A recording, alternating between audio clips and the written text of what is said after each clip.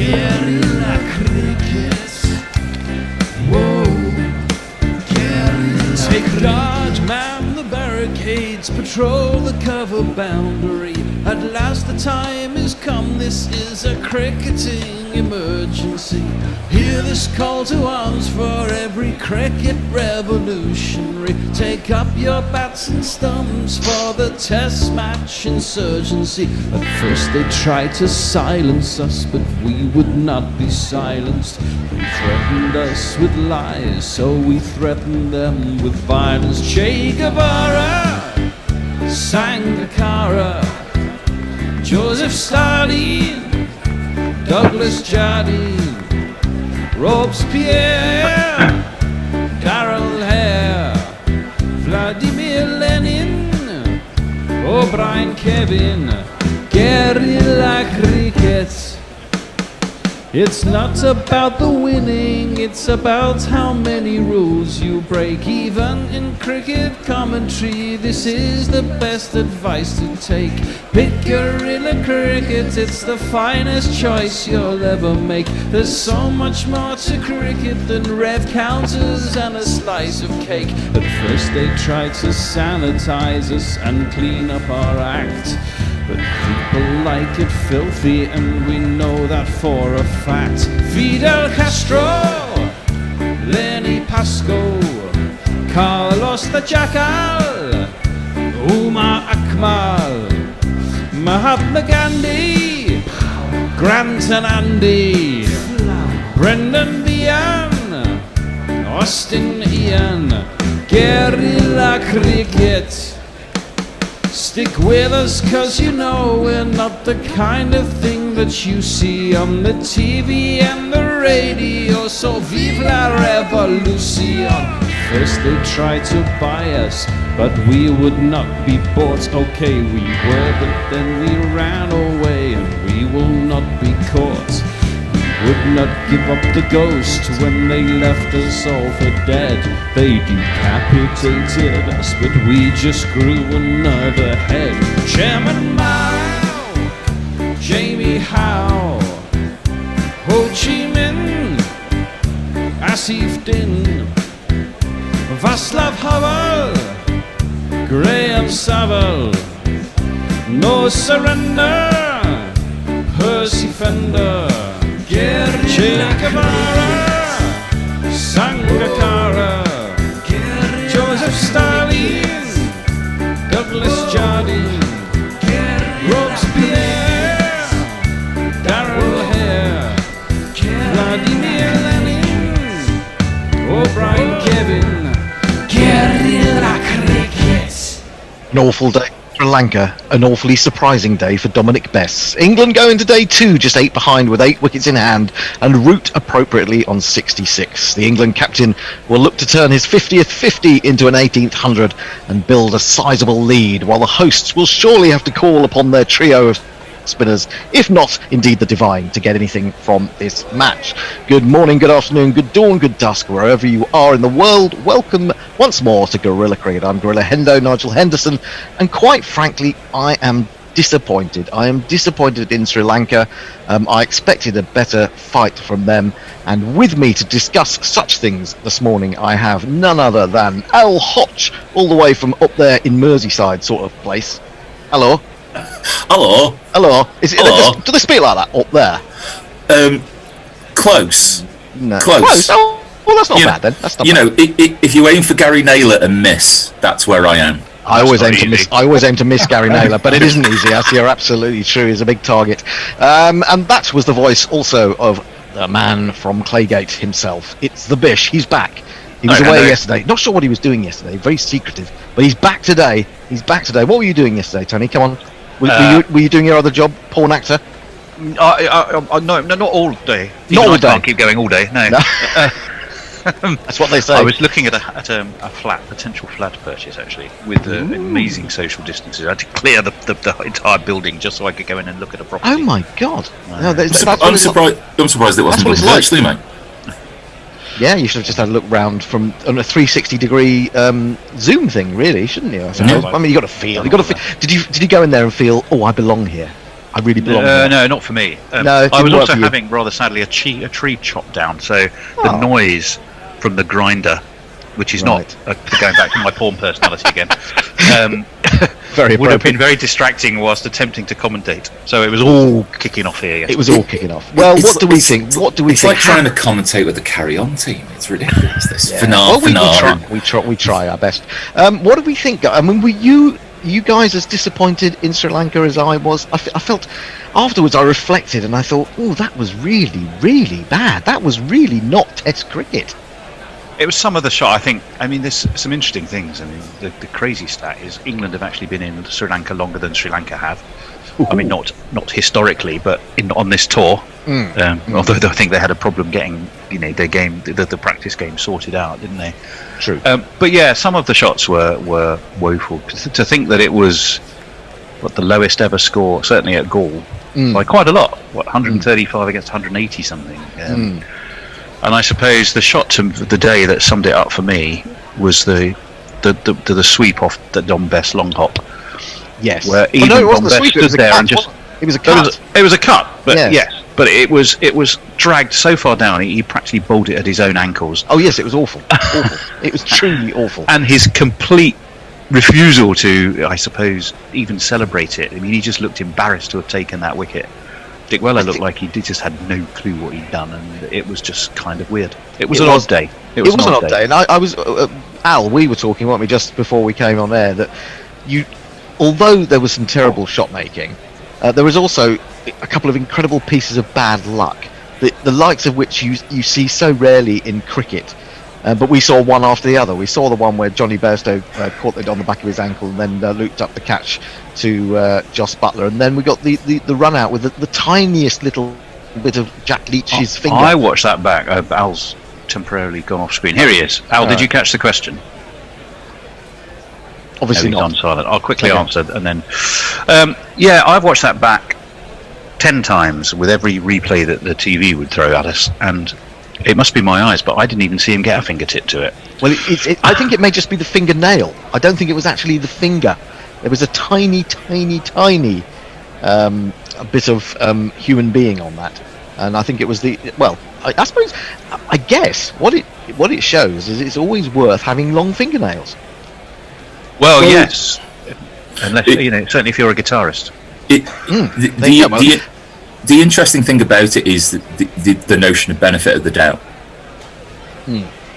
And so with replays in other sports, it's a matter that you go to replay in order to definitively prove that the decision you made is incorrect. So you're looking for evidence about why it is that you can't stick with your original decision. And if it, and to that purpose, it looked so close to to my eyes, which I grant you haven't been great since I've been 7 years old. But you look at it and you go, they must have gone with a soft decision of being out, which is pretty weird. Right. Well, I have some very bad news. Sorry, I'm going to break in there and tell you that the covers are coming on. Literally, as Root and Bairstow are coming down the steps, the covers are coming on. So we've got plenty of time to wibble. The rain that held off all day yesterday is coming early today by the looks of things. So that's a little bit of bad news. It must still be quite warm because they've got a fan going on the balcony of the dressing room, and Joe Root is standing there. So it'll give us time to talk. I will try not to take it personally.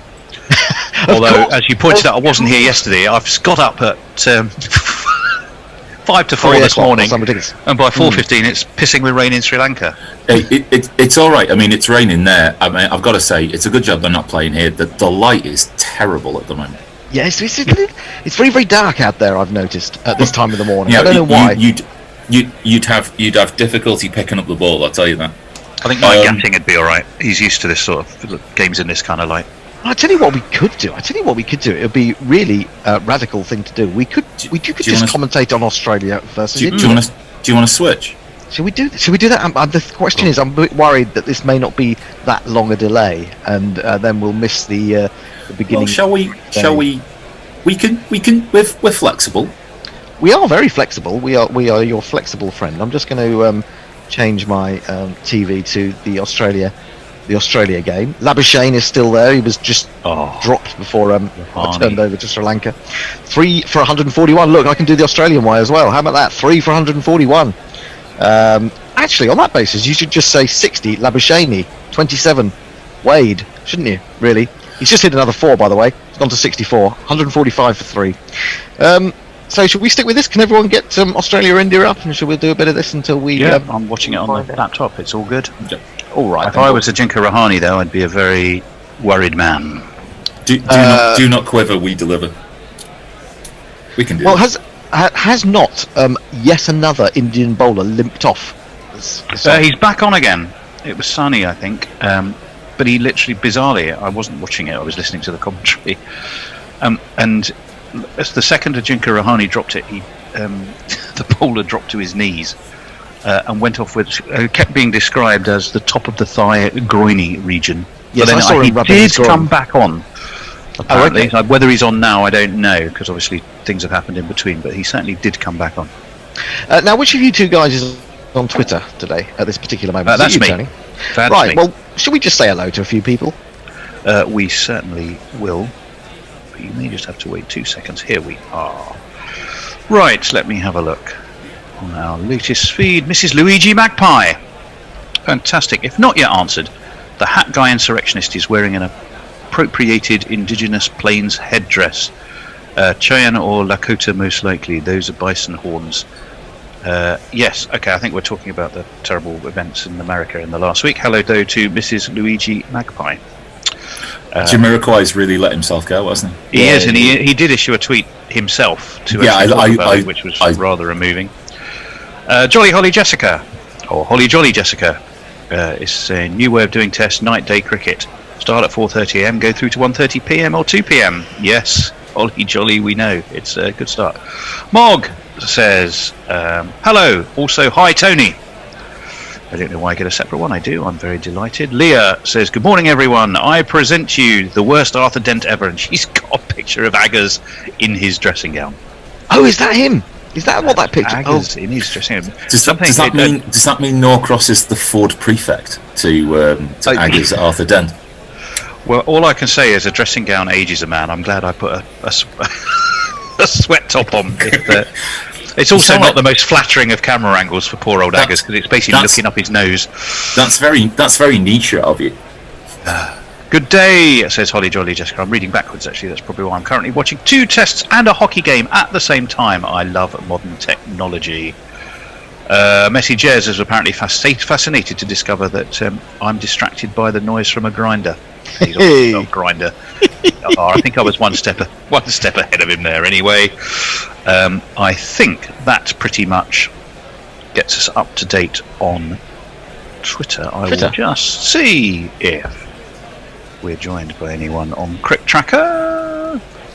Well, they should know on Crick Tracker, shouldn't they? We are switching to India. Peeps. That's us talking to them. However, Safula Stanikazai says, how the hell are you guys doing? He doesn't say that. He says, hello, how are you guys doing? He's probably not the sort of person, or she's not the sort of person to swear. But a very good morning to you. John Watt is with us on YouTube. So a huge good morning to John Watt. And I need to jump across to find our friends on Hot Mic. And Neil says, good morning, my 4-year-old decided I needed to get up and watch cricket. I had no choice in the matter. Well done to your 4-year-old. Tell us the 4-year-old's name, Neil, and we'll say good morning. Yeah, we'll shout out anyone at this point. Okay, well let's just do some commentary since that's what we're basically here for. And, Ashes. It's Washington Sundar bowling to Labuschagne, who goes onto the back foot and flicks it away between the two men close to the wicket on the onside. To take a single, a rather dramatic piece of fielding from the man at square leg, who seems to hurl the ball in the direction of the non-striker's end. They've got through for 1, and Australia's 150 has recently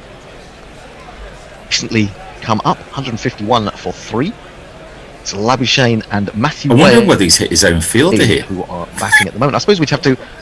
Rohit Sharma. I think he hit Rohit. Rohit Sharma's nearly been killed by his own teammate. And to say that Rohit looks Dischuffed Well, by that is a mild understatement. He has got a rather sort of, despairing look upon his face.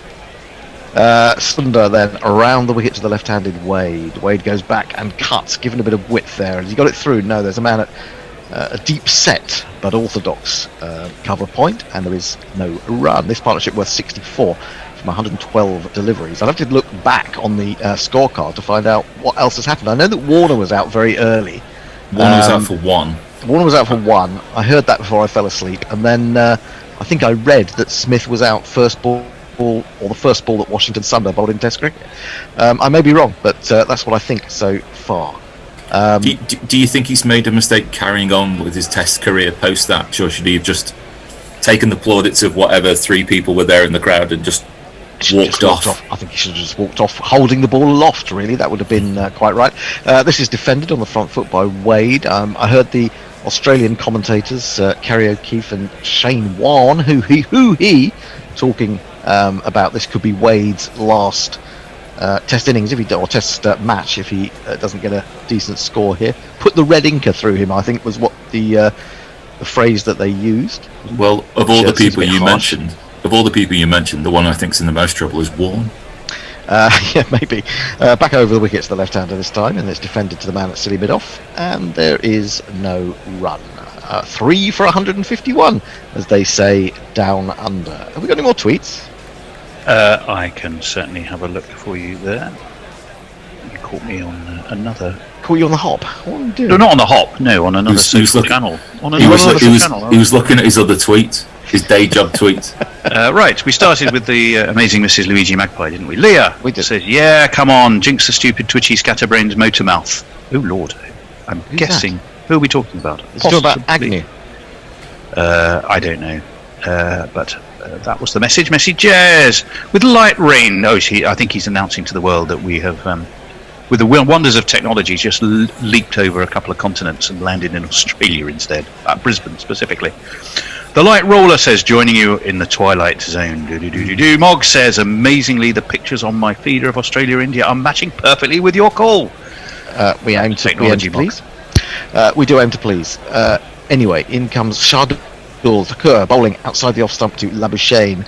There's something about Labuschagne reminiscent, I suppose, just in build of someone like Jacques Kallis, isn't there? He's thick set, he's chunky, and he's quite a unit. This is left alone, and it goes through to the keeper. Has anyone got the scorecard then for this game? If anyone can get the scorecard up, you can just fill us in on those missing details. He seems Warner, quite Warner was caught Sharma bowled Siraj for 1. Marcus Harris caught Washington Sunda bowled Thakur for 5.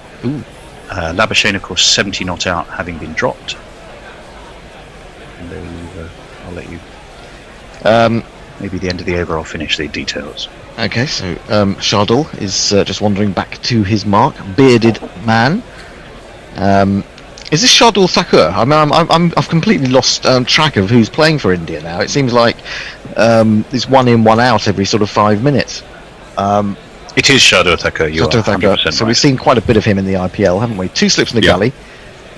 Coming in to Labuschagne. Labuschagne executes a drive, but it's well stopped at extra cover, and there is no run. Do we know what the outlook for Sri Lanka is? I mean, I'm finding it difficult to do Australia-India because my mind is focused on Sri Lanka-England. There are covers. I've got England Sri Lanka on my big TV screen, and there are covers. All as far as the eye can see, southeast and west. So they don't look. The covers aren't coming off anytime soon. This is a lovely shot from Labuschagne, flicked away off his legs. There is a man running around from deep square leg to do the fielding. He's had to move about 30 yards. He's got the ball in. They've got another couple. Labuschagne goes on to 72. Australia 153 for 3. Now, Bear, have you lined up Australia-India jingles in the meantime? No, Bear. He's saying no. He's not taking part. He's being a party pooper. If all he said was no, I'm quite surprised. Yeah, well, he shook his head. I mean, nothing actually It came was a from. vigorous shake of the head as well. Oh, that's a good ball from Thacker. It just did a little bit. Very well left by Labuschagne. Very well judged. And there is no run. He seems to be as uncomplicated as Smith has made his technique overly complicated, if that makes sense. Because everything with Smith seems to be very mechanical, whereas there's a certain amount of natural flow with the way that Labuschagne plays. Yeah, they seem incapable in Australia of working out that Labuschagne's a good player. They kept saying, "I've only got 34 average in the Shield." And I said, "Well, it doesn't really matter if you're doing it at test level. That's kind of better, isn't it? You can take a single out to deep cover and moves on to 73, 154 for 3 at the end of that Shardel Thacker early. I've had a note from Messi Jez who says that I misled you, Hendo. Sunder's dismissal of Smith was from the first ball of his second spell before he had conceded any runs, so it wasn't. Yeah, I was about to mention that at some point. But nonetheless, what a first wicket, eh? Well, absolutely, pretty good one. But now the irony is that they're going off a tee. Exactly.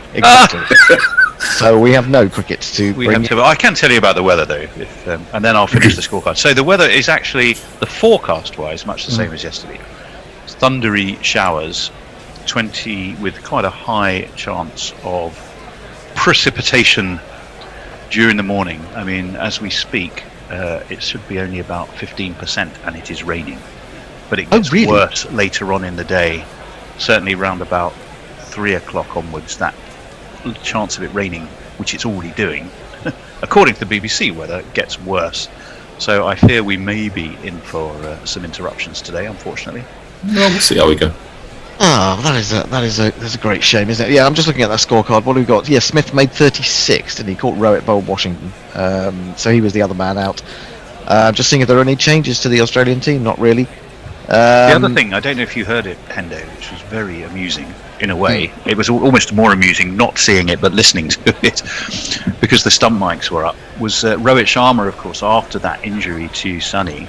Rohit Sharma finished that over, which was only 1 ball left after the drop. Right. He bowled to Matthew Wade.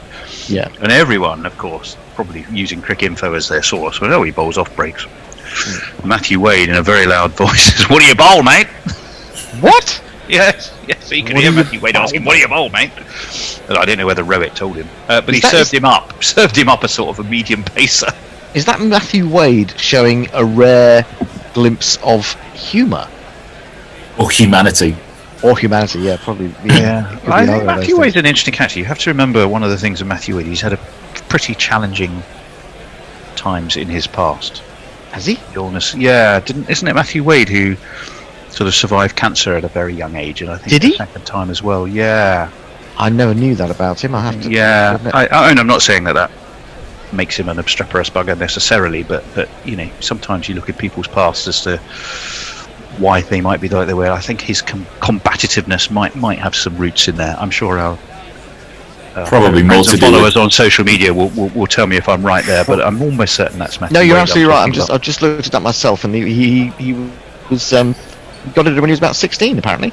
Yeah, I'm not an apologist for poor behaviour by any manner of means, but nonetheless, I would think that might make you, that might give you the gravel in the guts and you spit in your eye a bit, mightn't it? Well, speaking as someone whose day job is talking to organisations about organisational change, I would imagine that the way that Wade acts is more to do with the corrosive culture of Australian cricket. He's very chatty, isn't he? He's very chatty I suppose, is it something to do with, is it the wicket-keeping thing?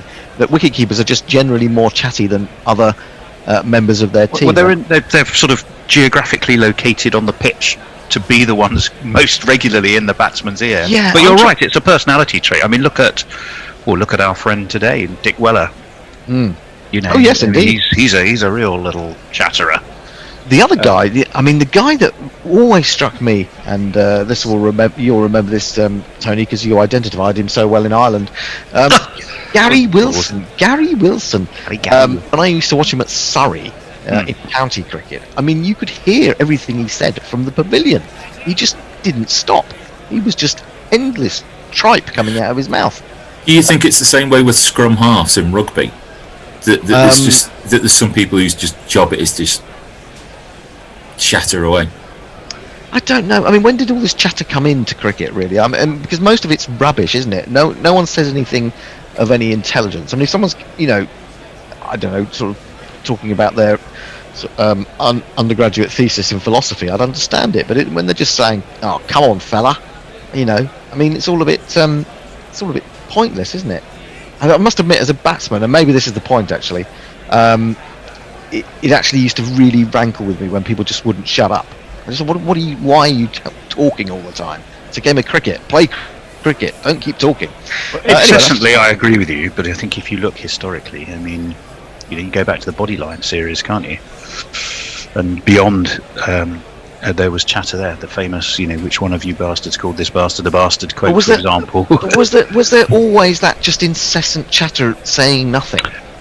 That's my point about. I like to feel that in times gone by, like Bodyline, what was said was actually appropriate to what was going on at the time in a way in the game. But certainly in the last few years that I played club cricket, you were just getting all this chatter for no reason whatsoever, and it didn't really seem to be motivational, particularly. It just struck me as annoying. Some of the language is interesting. I mean, in what level of life anywhere are the two words put together, good areas, actually meaning of anything? And yet, we all know what it means, and yet the more you say it, the more you think, well, actually, that just sounds daft. It could be, as an expression, for example. Do you not think it's used in seduction? Can I touch you in good areas or something like that? Well, not a bad analogy, to be honest. You either hit the spot or you don't. I hate to mention the balls that hit the spot, as it were. I think that's more of a reflection on the pair of you than it is on the rest of us. Oh really? Yeah. You could be right. Can I touch you in good areas? Yeah. The next call's to the police. Well, I mean, you don't want to. The pitch move for you, darling. It's sort of it's a way of avoiding being inappropriate, I suppose. Anyway, let's go back to some tweets and absolutely. I think we probably should before we dig a hole any deeper into. I think there's quite a few that have come in now. I think there are indeed. Holly Jolly Jessica. I wonder how long Holly Jolly Jessica Holly Jolly will stay with the Holly. Or maybe that's the name. Maybe that's why. Anyway, I try to avoid listening to what Warren says. He may have a decent cricket brain, but he's too opinionated with his own good. Yeah, kind of agree. Do you know what? I don't think he's as opinionated as Kerry O'Keefe, who's driving me insane when I listen to that Australian commentary. He's just laconic, and he just thinks he knows absolutely everything there is to know about cricket. And I just think you can't know that much. I'm sorry. No. And also knuckle round to sort him out. Yeah, absolutely.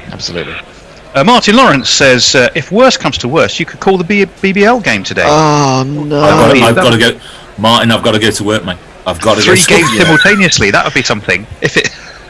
No, well, I did see a tweet yesterday from somebody saying, I guess I'm the only person tweeting about the BBL today, because I think everyone was talking about Sri Lanka and England yesterday, and of course the India game that was coming up, Australia-India, which is now underway. No, I've avoided the BBL. It's not that I wanted to, but I just couldn't. After a sort of little while of thinking about it, I couldn't be bothered with the new rule changes, and it has a kind of a rhythm that you get used to. And speaking only for myself, because I know you're at heart an absolute purist, Hendo, in so many ways. Well, I do. I mean, I don't mind T20, but I got into the IPL this year, I really did. But the BBL hasn't got the same standard of player, to be honest. Partly because Indians aren't allowed to play in it, but also I didn't think those law changes or those rule changes, whatever you want to call them, were necessary. Really, I don't think it was adding anything. I think you've got to give it a go, and then Why? if it is, because I mean, you either innovate or you die. Well, no, I don't think that's true. I mean, why? Why do you need to keep innovating? I mean, there were. I'm pretty sure that Test cricket has stayed pretty much the same. Okay, no, in the early days you had 3-day tests. I know that. And timeless tests. Timeless tests, of course, I suppose. But I don't know, when you've got something that's as succinct as a T20. Why need to mess around putting more and more rules in the way? it's your because T20 is such a new thing. The thing is, though. Sorry, Al, go on. Sorry, make your point. No, I was going to say, because I think it might be that what they're trying to do is instead of considering it as a sporting event, what they see it as is a product of entertainment, and what they want to do is to make it as entertaining for as long as possible. And so, you look at this. So even if you look at a T20 game, and we watched all of the IPL, right? Yeah. Blood, guts, and thunder for 6 overs. A period of and then a 5 over thrash at the end. Well, not so much actually, because I looked into this when I was talking with Andy Ward about this, and he was saying that if you lose wickets, you should just keep going. And my argument was always no. You do have to, even in the T20, you do have to have a moment of consolidation. We disagreed about this, and then I looked at a piece that Jason Roy had written in one of the papers, and he was talking about how things had changed in T20 cricket, and it was much more positive through what we would call the middle overs now. Yeah. So I recoil when you say seeing it as an entertainment as opposed to a game of cricket. It's just, to me, that's exactly what they want the marketing people to think. It's an entertainment as opposed to a game of cricket. Can I just pop in with my two pennyworth? There were 3 new rules in the BBL. I think the X Factor thing confused even the players, to the point where I don't think it was used that often. What was the X Factor? Remind me what. It was the ability basically to bring in a substitute. You could swap out a batsman, swap in a batsman. That seemed all rather pointless. I think is it the Bash Boost, which was the 10 over total. The 10 over thing. That created a lot of debate while we were covering it, because there were kind of 2 schools of thoughts on it. One was that it was quite a interesting innovation because it gave you something to play for, even if potentially you were chasing 250 you'd never get to, if you could get to a decent first 10 over score. So it slightly changed the dynamic of the way teams faced innings, and I'm not sure it was that detrimental. But the downside of that argument was, and the analogy I used, if you lose a football match 8-1, but you were 1-0 up at half time, why should anyone give you a point? Well, yeah. And so if you got an absolute thumping, but so you could have 2 schools of thought on that one. Shifting just the power plays around from the standard 6 at the beginning to 4 and 2 discretionary ones actually added an extra technical dimension.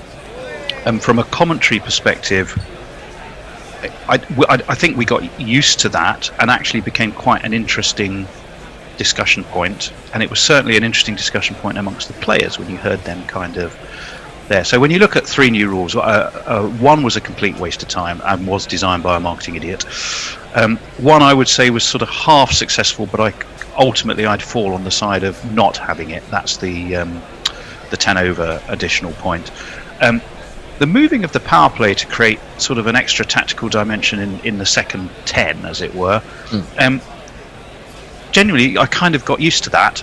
So kind of, like in life, if you try 3 new things and one of them's successful, that's actually not a bad conversion rate sometimes, and that's probably what I would score it in the end. If I was running the BBL for next year and I say, okay, we tried 3 things, which one would we do again, or none of them?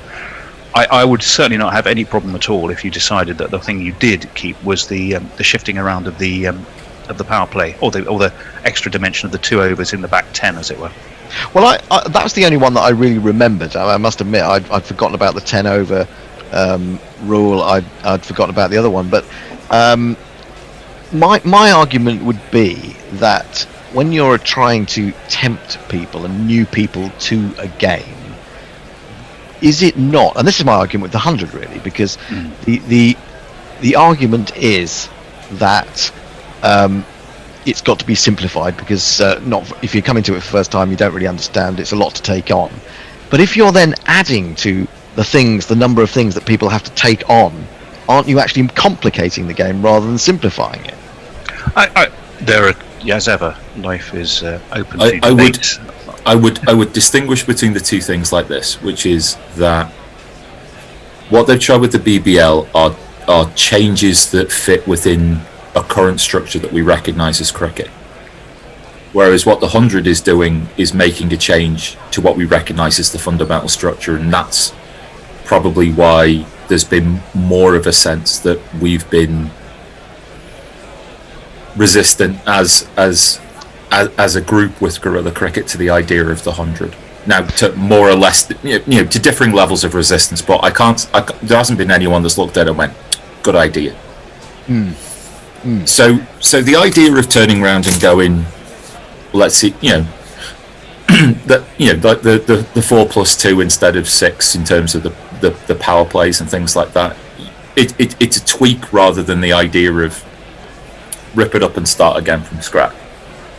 So I think that's where you kind of begin to start to make the distinction between the two. And like you said, the 100's a marketing executive's wet dream, because what they've done is they've taken a product, they've repackaged and rebranded it, and now they're trying to sell it as something new, and it's fundamentally not. Yeah, no, I think you make a good point. I think you make a good point there, definitely. But my feeling about, particularly with regards to the Big Bash and the innovations, as they like to call them, was it was done purely because the BBL was losing popularity. I mean, the 100 was built on the fact, I think, that the BBL 5 years ago was, bringing in enormous crowds. It's like when you get an old car model and then you put a few extras on it and try and sell it as exciting and new. So you had low-cost extras to give it a bit of sizzle. Yeah. But I mean, I think this was just kind of indicative of the fact that actually what people want is not more and more T20 or short form cricket, to be honest. And sometimes sports, maybe it's for a year that the crowds will go down, then there'll be something that brings them up the next year. But I think the notion is amongst marketing executives or the people who are looking constantly at audiences as being the only thing that matters, is that they are moved by that to do something the whole time. The problem that they've not addressed, and it's a problem they can't overcome, is a problem that's uniquely English and British compared to the idea of what you have in Australia and what you have in India. And the problem is that you can have the 100 could be the best product that ever lived, but if it can't run because of the bad weather that we get typically through English summers, then you're stuffed. I should mention the reason we're having this conversation is it's pouring with rain in Sri Lanka. But and it's tea in Australia. It's tea time in Australia. Might I read some more tweets, because we're getting behind. We will be deluged. Yes.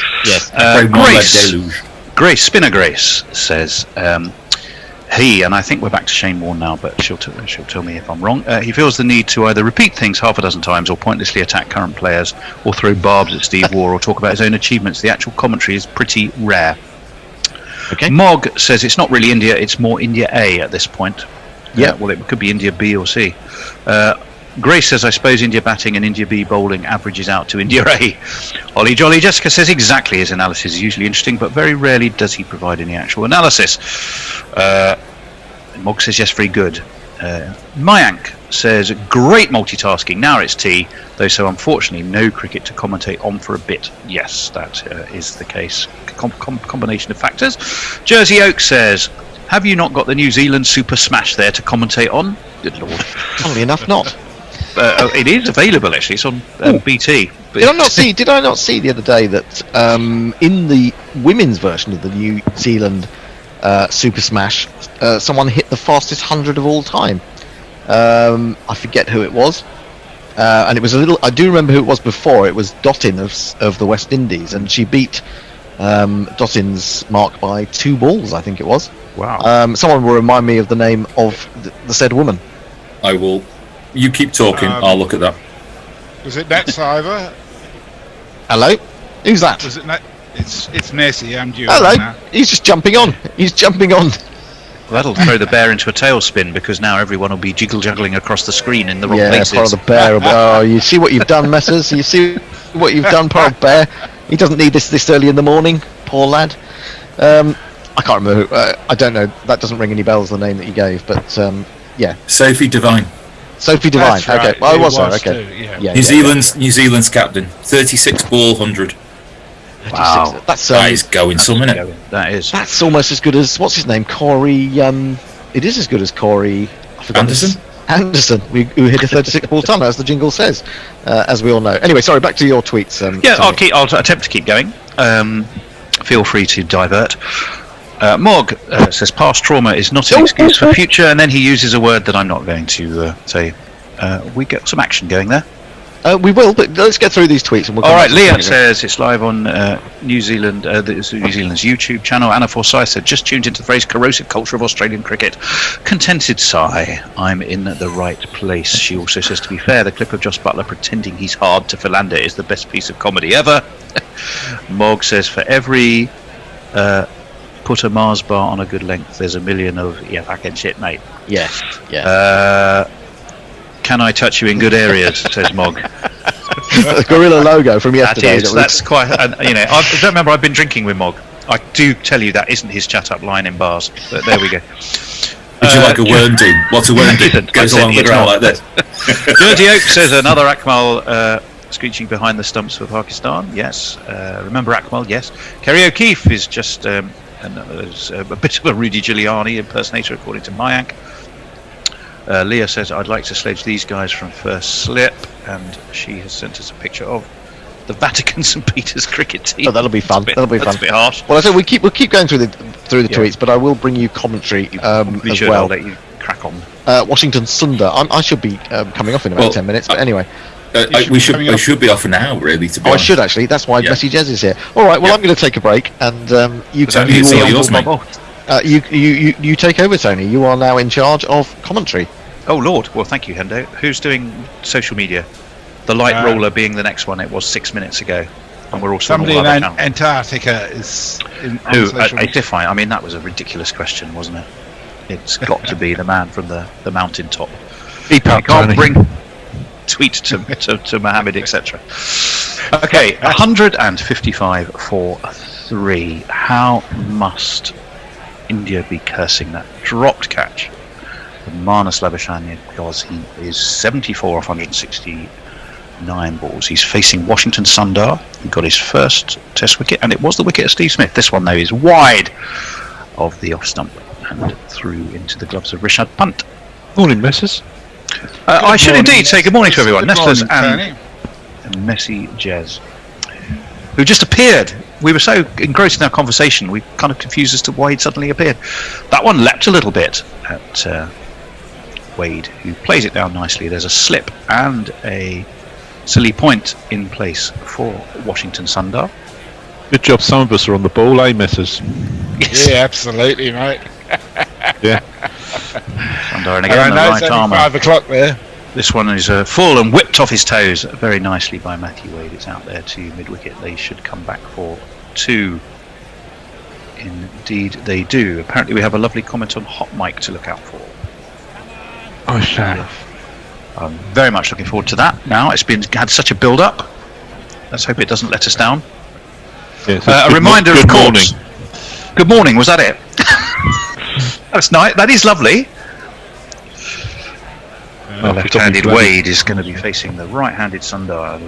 Big, high lift of his bat to watch the ball through into the gloves of the chatty Rishabh Pant. 157 for 3. That is the completion of 55 overs, and Nestlers has disappeared. He's actually slid down the mountain. Did he look over the? Did he fall over the edge? No, he's disappeared into the background. That's really he's disappeared in a snowdrift. I think it's worth not an excuse for too much cocaine, but there we go. I think it's worth remarking how remarkable India's performance is, given that not one of their frontline bowlers is fit, and they've actually used to have a reputation for not being very good in the fast bowling department. I think it's quite extraordinary that they're. Well, I did have a question for you. Actually, let's wait for Shakur to deliver this ball. It went down the wrong way. Right arm. Bit of swing. Slight away swing from the right-handed Labuschagne. Just meets it full on and sends it back to the bowler. And as you disappeared into the mountain. I had to go and get the hot mic device. I see. You haven't read it? So my question for you, Hello? Messers, was it's interesting that massive amount of injuries for poor Sri Lanka on tour. Massive amount of injuries for India. I was just wondering, and I'll just hold that thought. Shadul is in, left alone. Oh, left, good judgment. There's only two kinds of leave. That was a good one by Labuschagne.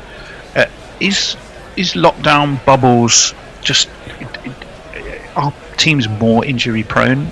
I mean, it's interesting that those two teams both seem to have an absolute, catalogue of injuries between them at the moment. Well, I was interested by one thing that Melinda Farrell retweeted today, which was the point that in practice, generally speaking, people have net bowlers coming in from all over the place to help them. But in these times, the only net bowlers they have are actually players. Here comes Shadul. This one's cut nicely by Labuschagne, but there's a man at deep backward point. It would just be a single. So the likelihood is that the bowlers themselves are getting more wear and tear just from the nets, from having to bowl a bit.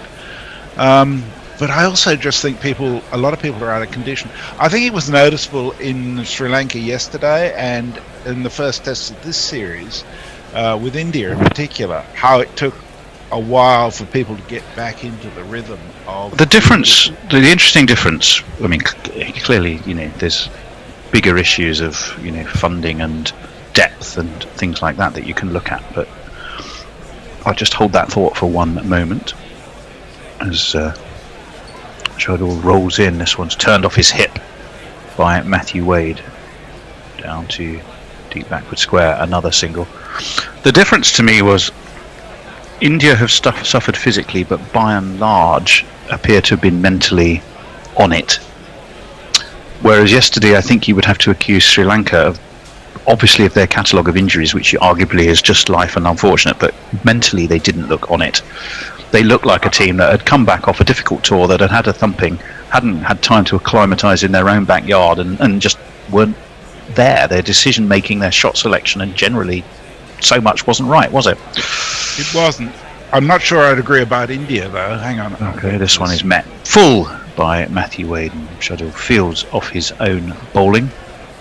In the first test, in Adelaide, India's fielding was pretty ropey. They dropped a lot of catches, and then of course they were out for 36. I mean, you could argue that. Yeah.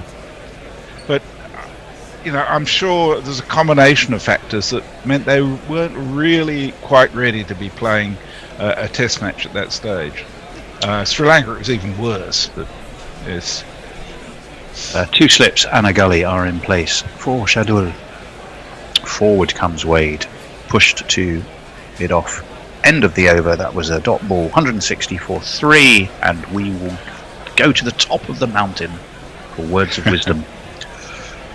So on hot mic, Neil says, "Good morning. My 4-year-old decided I need to get up and watch cricket. I had no choice in the matter." He's called Max. Max. Hello, Max. Good on you, Max. Normally, stop talking. Normally, he tries to get me up at 1 a.m. So this is relatively civilised by comparison. How old is Max? Oh, what you did say? Did you say 1-year-old? 4-year-old. 4-year-old. Oh, it's a good age to start watching cricket. Yeah. And he's in good company.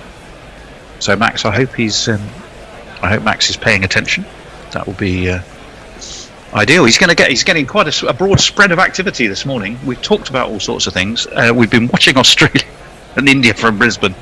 The rain having started to fall in Galle in Sri Lanka. So he's getting a geography lesson as well as a cricket lesson, as well as a profanity lesson in some cases in our company. So he's what an experience for the lad. 3 men surround the bat as in comes Washington Sundar. A little bit of bounce on this Brisbane pitch. Labuschagne on top of it just pushes it away into the onside. There's no run. 160 for 3. Mog says, "Play the hot mic jingle," which was a thing from yesterday. Hello, Tony. Checking in from LA, says Neymar Butlins. Hello there, Neymar. Delighted to hear from you. This one's cut beautifully by Labuschagne. It's not going to go all the way. There's a wave through between extra and cover and extra cover. He also asked, do we have a delay here? Yes, it's raining, Neymar. It's 9:05 p.m. here on the West Coast on a Thursday night. Oh, wow. Yes. Neymar was gracious enough to be one of our interviewees when we reached out, as they say in modern marketing terms, to some of our fans, followers and friends to find out what they thought about us, really. And I had a very pleasant hour or so nattering away to Neymar. It was great fun. Even after we turned the mic off, I seem to remember it was plenty of fabulous conversation. Around the wicket comes Washington Sundar to the left-hander. Good flowing, not really a drive, it's sort of a half drive, but it was straight to mid-off. No run. We are also joined by Moggy, my neighbour's cat, who's coming. Oh, good. My cat has in comes Sundar, forward comes Wade. Suki had no idea what was going on this morning. When I appeared in the kitchen, which is where I'm commentating from, at 4 o'clock in the morning, she didn't know if it was breakfast time or, she started off convinced it was breakfast time. I think she's now realised it isn't and has gone back for some sleep. On to the back foot again goes Wade. Away towards point. There's a fielder there and there's no run. 163 for 3. How different, Messers, might it be if Rahane had held on to that catch? On such moments can series sometimes be decided. Well, he was dropped again too behind the wicket. You see, you were following that more than me. Maybe I was sleeping at that time. This is which pushed was away a into the much offside harder again. chance. No run. Much harder chance that was. I'll tell you one thing though. They must be rattling through their overs there in the Gabba, because Washington Sundar, blink and you miss his overs. They're just there. They are gone. He doesn't half whip through them, doesn't he? Yeah. Well, in that case, I shall read out Mayank's tweet, who says the fact this India A lineup can still make Australia sweat shows how deep their team has become, especially in the seam bowling department. In this COVID world, I think now other teams will learn and bring an even bigger squads to tour Australia and New Zealand. Yeah, that's true. But then against that, you also have to factor in, who was it? Banton. A couple of bubble experiences where he got next to no cricket. And mentally, that must be quite tough. For some of us, you could look at that and you go, "Well, hey, mate, luxury hotel with a swimming pool. Well, yeah. There's worse places to be locked in. Do you know what I mean?" But you're getting paid for it as well. It's your job. If you don't like it, don't do it. As Shardul is in, and that one beats the outside edge of Labuschagne. I think possibly we could give him the benefit of the doubt and say that he knew where his bat was, he knew where the ball was. It was just one of those sort of more flamboyant leaves that Steve Smith seems to have taught him, or that he somehow mimics.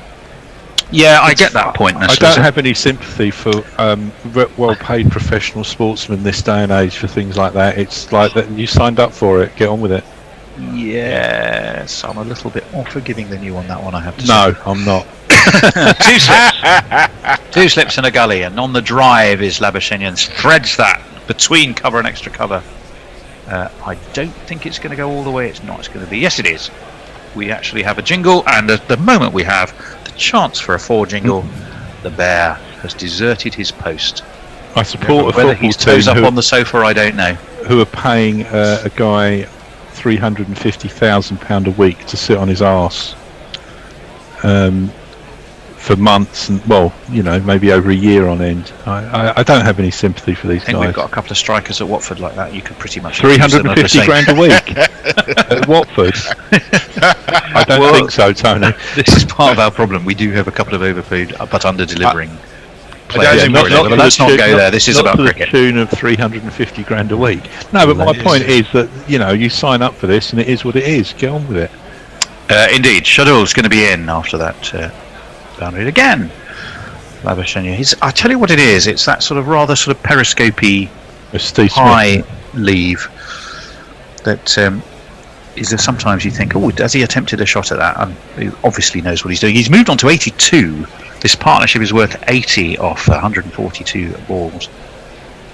And it's just, sometimes you just know when a catch goes down, it's going to bite you.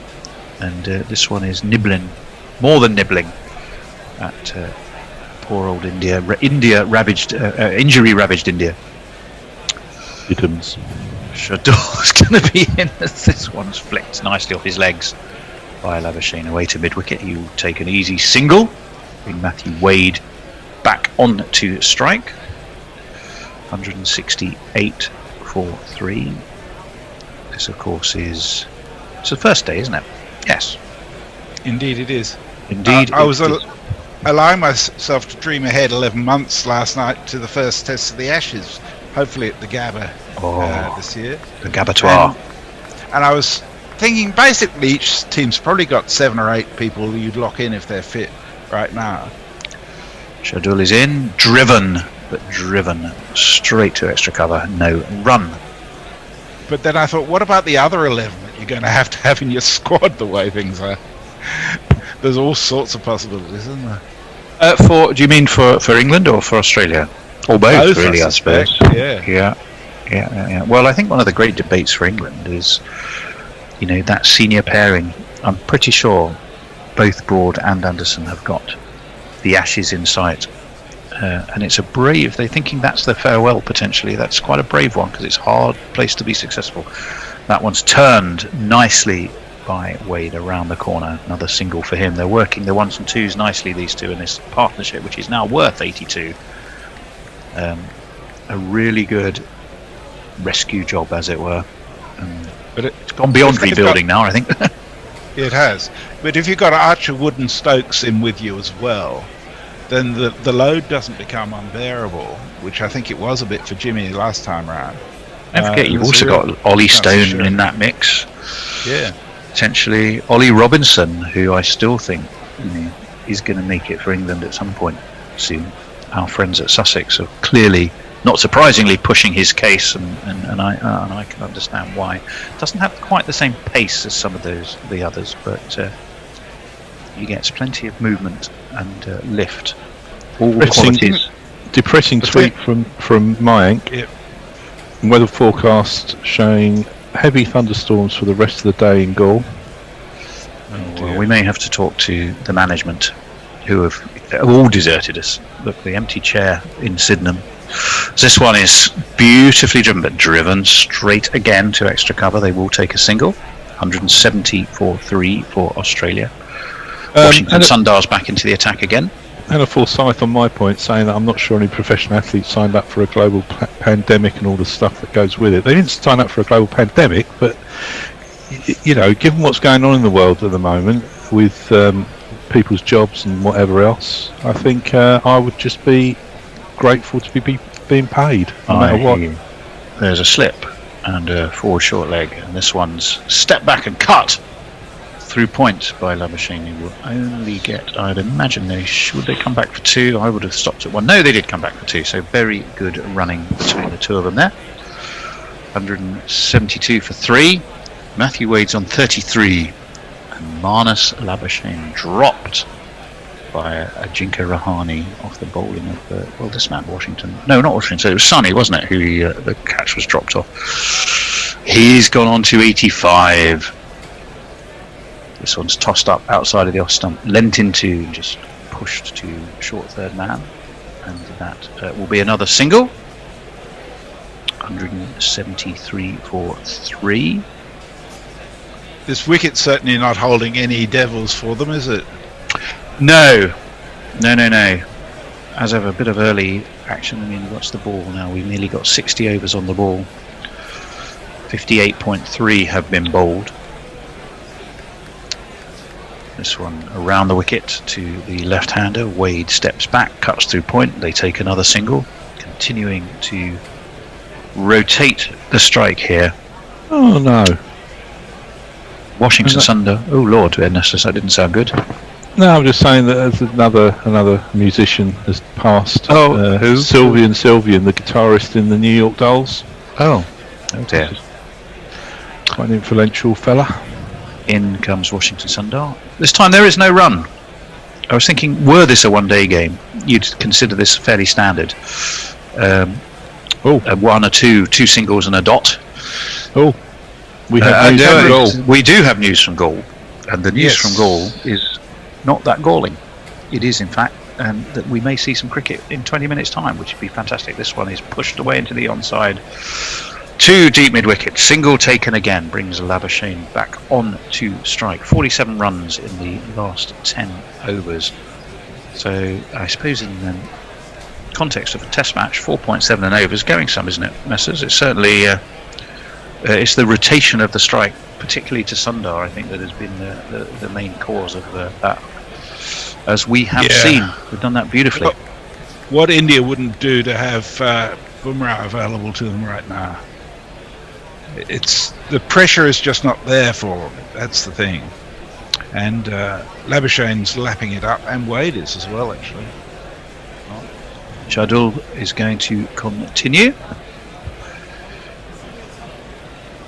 And, unlike Galle, we have what appears to be beautiful sunny weather beating down on the Gabba. 2 slips and a gully are in place to the very well set, chewing for all he is worth, Marnus Labuschagne.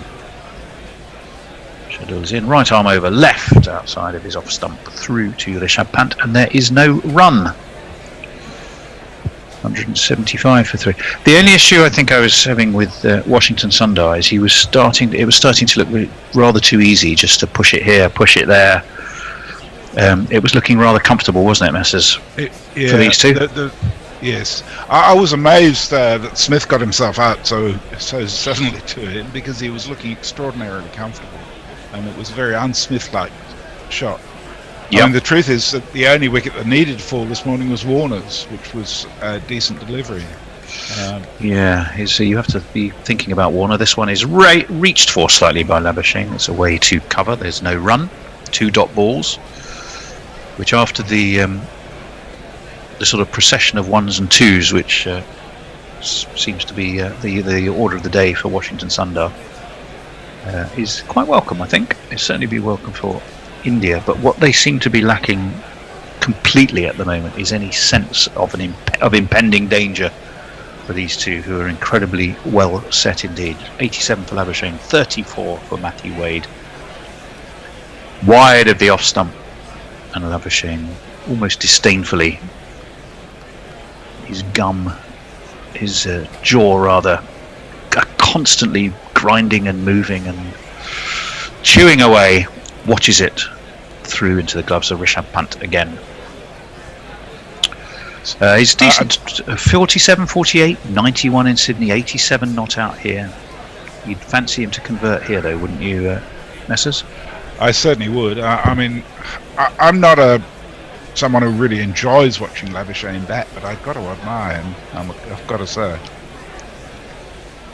Shardul in, left alone by Labuschagne. He almost turns his back on that, as though there's somebody he didn't want to meet at a station. Almost like he's turning to look the other way, pretend he hasn't seen them. Is sort of the way he rather addressed that ball. 175 for 3. Dramatic appearance by Moggy there on screen, and she proceeded to knock over my cup of coffee. Oh, yeah, no, I've just finished my coffee, but I'm beginning to believe your neighbour is mythical, Nestlers. That cat spends a lot more time with you than them. Yeah, in Cornwall, right. on a farm in Cornwall. Shardul's in, driven through extra cover beautifully by Marnus Labuschagne. It's going to be pulled up just short of that boundary sponge. They'll take 3. Just before Christmas. Blots the copybook of what has been a rather good over so far from Shardul. Just before Christmas, they went down to Cornwall, and given the state of the COVID infection rate here in Epping Forest, they've decided to stay there. Upside, you have a cat to look after. With the caveat, would it be okay if Moggy you kept looking after the cat? And I said, and me and her have we had a relationship before that anyway. Warren says good night, everybody. Oh, good night, Warren. Good night, Warren. Shardul's in, waited for nicely by Wade. Angles the bat, it's a way to cover, there's no run. End of the over! What? Oh, and Nestlers is still on. What are you doing to that poor cat? Nothing, I'm just cleaning up all the coffee that she spilt everywhere. Well, It's very hard if you're a cat to actually hold a coffee mug. You do know that they don't have opposable thumbs. I know that. Mayank says they're getting paid to stay in nice hotels and practice their skills amongst the best in their team. Being around the national squad is invaluable, and they shouldn't complain that they aren't getting playing time. They have the best chance to earn a spot later. I don't know if they are complaining, people, but. Anna Forsyth also says, grateful, yes, I'm sure, but it doesn't stop you being lonely, anxious, mentally and physically strained. They're not robots. No, I know that. Even if you just want to think of it as asset management, the assets are depreciating. Yeah, sure. All valid points and correct. I just think I don't have my sympathy levels aren't high. It's not that I'm having a go at them. I just think given what's going on in the world, look at what they're doing. If you have been affected by these troubling times, we will give you. Don't talk to me. Nestle's phone number. No, if you thought life was bad, don't worry. It will get a lot worse after you've had a chat on the phone with him. Yeah, the caveat to that: if you're a very successful, rich, professional sports person, don't ring Nestle's. No, if you're Mesut Ozil, just don't stay off the phone. Let's stay away from that subject in football, I think. 178 for 3. 60 overs are complete on this first day in Brisbane. Siraj is in and Labuschagne forward nicely. Nothing more than a prod really, but he's going to get at least 3 for it as it steams away towards that mid-off boundary, but will be hauled in short of the rope. Yes, he does get 3. 1 for 28. So far. So can he reach his 100 before we go back to Galle in 13 minutes time? Oh, there's a challenge. Who would want to put money on that?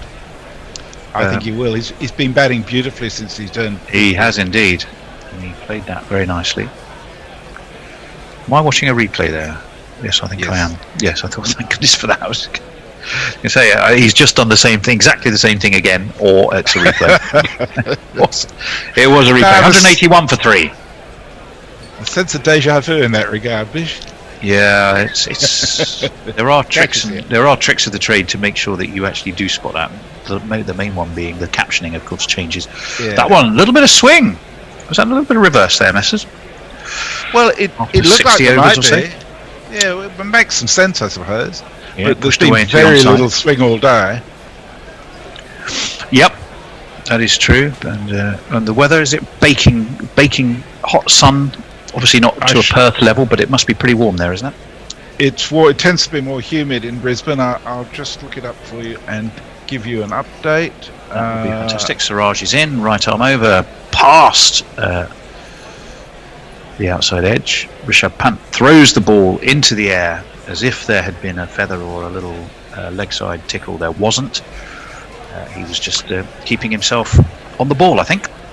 So it's currently 30 degrees in Brisbane with humidity of 44% and a wind speed of 7 kilometres an hour from the north-northeast. So reasonably comfortable but humid.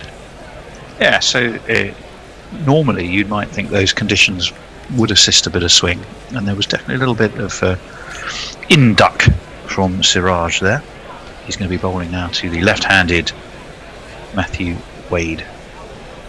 Flicked away by Wade through mid-wicket. He's going to get 2, I would think. I don't suppose they'll attempt 3 on that occasion. Continuing, and that's been a feature, I think, of certainly what we've seen of this partnership. Not rich in boundaries, but certainly a lot of sharp running between the wickets, which they've continued there. So the odds then, I wonder what the odds are. Well, I suppose it's not really anything the bookmakers are going to have. Is will Labuschagne get to his 100 before the Gorillas head back to Galle? This one's left alone outside of the off stump, and through to Pant it goes. I think we're actually due for that one. I think we're actually due for a commentary change, are we not? I think maybe I might well get to go and have a little lie down. I think I'm done for a wee while. Who should we be seeing at the end of? So Hotch is taking over from you. I'm going on to socials and Bears doing summary. I'm not due on again till after lunch, but who knows when lunch is? Indeed. Messers, just check out Crick Tracker. There's quite a few people joined us there. Okay, thanks, fantastic. mate. This one's Hello- flicked hello. away nicely through mid-wicket. They've taken one. They'll come back for two. Will they run a third? No. They were ready. They thought about it. But a certain degree of caution prevailed, and probably quite rightly. So, at the end of 61 overs, Australia are 185 for 3, and we will welcome back the inimitable Al Hodge. Thank you, Tony. Hiya, Bear. Morning, Hey, Jess. Al. How are you, Hutch? How are we doing? We're doing okay. We're due back at a goal in 9 minutes' time, apparently. What happened? So we have the difficult task of potentially commentating on 2 games within half an hour. Well, exactly that. Maybe. Labuschagne's really annoying. What was that was said in the commentary box in the last in what test? way is he really annoying, mate? Well, A, he scores loads of runs. B, he's a bit. I can't. The thing is, it's too early in the morning. My brain's not thinking of the words, but he's a bit. I can't think of the phrase. Do you want to talk around what the word is so that we can just mime it? Fidgety. Well, he's that.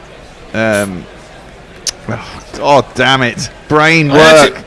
I actually think he's. I actually think he plays the game pretty simply. I think he's quite uncomplicated, which can be pretty frustrating to watch because you can watch people make the game look way more difficult than it is. OCD is what I mean. He strikes me as a bit that. And that is Shardul coming to bowl the first ball of the 62nd over. Labuschagne tries to drive the ball straight down the ground, but only finds the bowler, and there'll be no run. I think he's OCD between balls, but I think once he kind of focuses in on what's about to happen, I think he does. I think that's his kind of personality. So he's a bit pretty straightforward. He's a bit too intense. He certainly looks odd, but he's Australian, so. Thanks, Bear. You're not Australian. You weren't born there, mate. If you've been affected by the issue. Back at you, Bear. Shardul in again, just outside the off stump, and all Labuschagne can do is just drop that ball right in front of him, and there'll be a scampering of fielders, and there'll be no run as well. Australia 185 for 3. What I also didn't know is has Bumrah got an injury as well now? Not that I'm aware of, but I did focus more on the. But he's not playing. I mean, on the masterclass from Mully in the last 20 minutes, I have to say. Yes, he. I think he pulled his side during the last test. Oh, crikey. Are there going to be any Indian bowlers left for when we go over? And that is again right on the mark, good length, just on off stump in Labuschagne. Well, presumably today they'll just go to mid wicket, no run. They'll go to the second string. The second type of attack, and they'll just load it with spinners because they haven't really used the spinners out here, have they? They must have a whole load of fit spinners, and they'll just produce a bunch of Buntsons and out spinners. This is what they did last time. When you've got a feedstock of about 200 million players, something's going to come through. You reckon? Yeah, but experience counts. I mean, batting at home. I mean, hopefully England will be able to score runs. It's just a question of can we take wickets out there. It's always been a problem for England and India. Labuschagne tries to cut the ball away, but bottom edges it onto his own foot, and there'll be no run from that fourth ball of this over from Shardul. He's got 1 for 59 off 13 overs and 4 balls.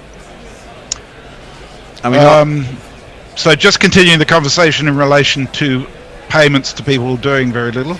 Anna Forsyth says, grateful, yes, I'm sure, but that doesn't stop you being lonely, anxious, mentally and physically strained. They're not robots. Even if just you want to think about it as asset management, the assets are depreciating. No, I think she's absolutely right. Wide, outside off stump, Labuschagne leaves it alone, goes through to the keeper, no run, just 1 ball left of this over. I think that the problem that you have is when you go too far the other way, that what Nestle Boy was talking about, when you expect something mechanical from a non-mechanical thing. Yeah. And Neymar Butland nails it. He says, what's worse in your squad, COVID or Ozil? Ooh, tricky. Last ball of the over.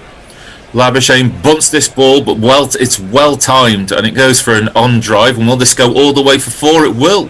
Well, and now I'm back. I might as well play a jingle. Yeah, why not? 1, 2, 3, 4. That brings up the 100 partnership, and Labuschagne is now 97 not out. What time are we due to start? In 4 minutes. 4 minutes. Yeah, I'm keeping an eye on Crick Tracker. I've got it on my big screen at the moment. They're speaking to Jai Warden, so no action at the moment. Okay, fair enough. Holly Jolly Jessica's feeling a lot more comfortable with the score now than she was when it was 2 for 17, or 17 for 2 in your language. Well, it's interesting, isn't it? I mean, Warner's had a bad series at home, which doesn't normally happen. Is he fully fit? I mean, I presume he must be to be playing. Well, he's fit enough to play. What was the thinking that when Warner came back, it was only one opener spot that was dodgy, and there's potential now there's 2. Yeah, the view was that even if he was 75% fit, he'd play, and I think actually that's restricted his capacity to be Warner, if you know what I mean. What was his Siraj in for the first ball of the over, and that is on Wade's leg stump, and he whips that ball through square leg. And there is no fielder in the vicinity, and that goes all the way for 4, and Wade moves on to 42. There's not one more for me, I must have 2 or 3, I need 4.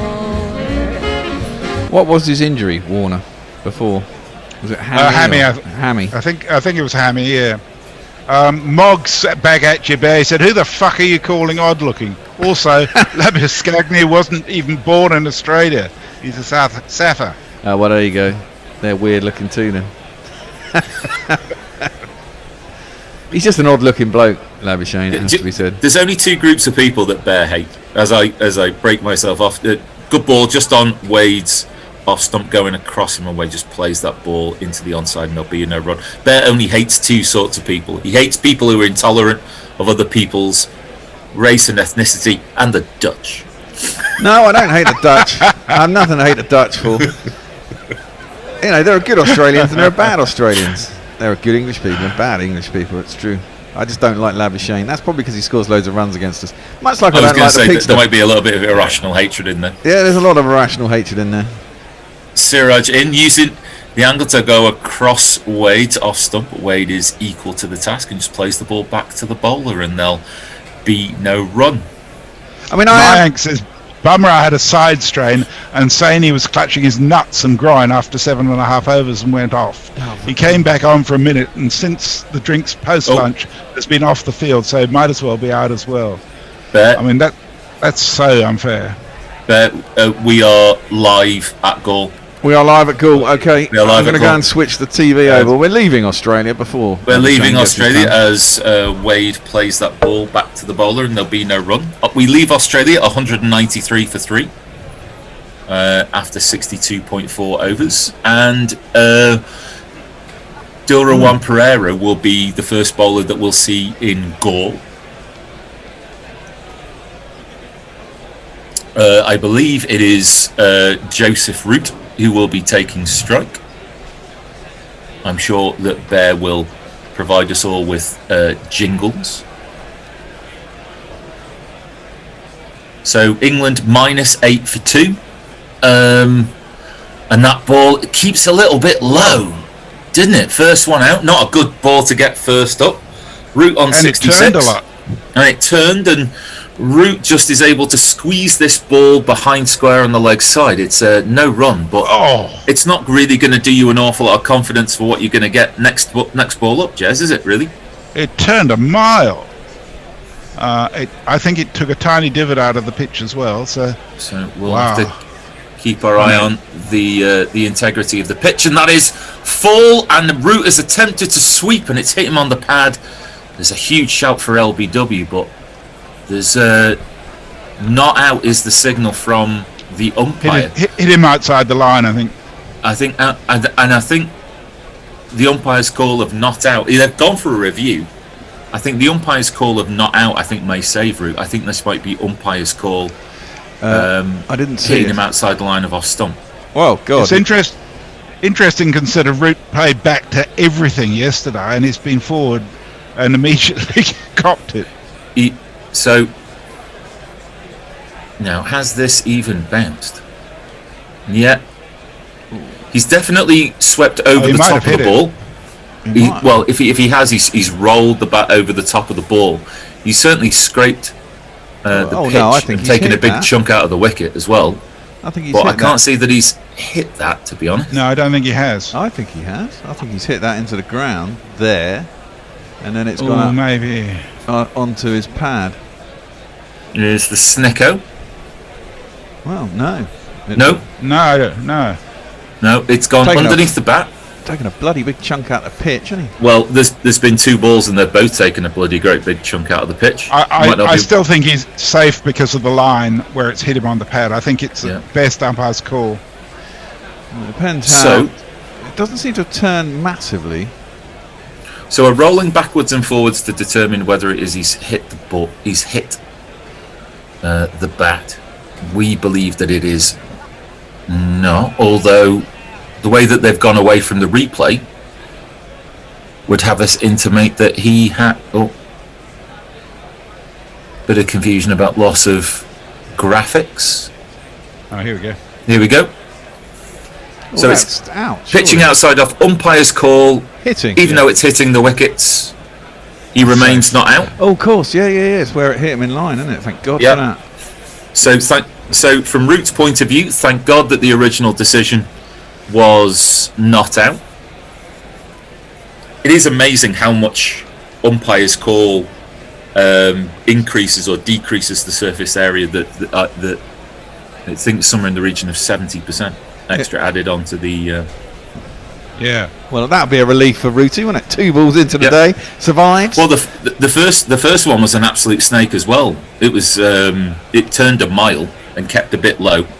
So even though Root remains, there has been plenty of encouragement for the Sri Lankan spinners. Should you care to look for it?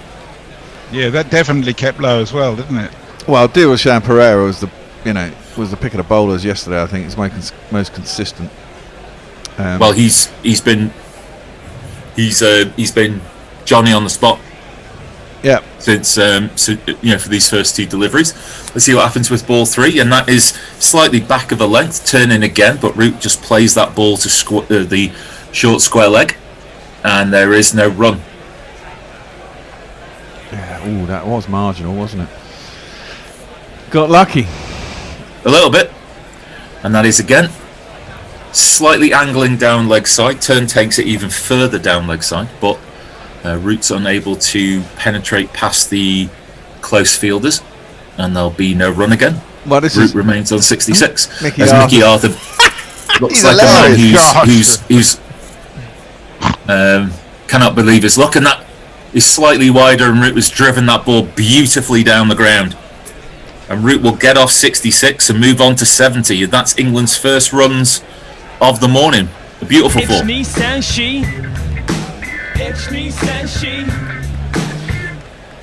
Shows a real an indication of the small margin for error.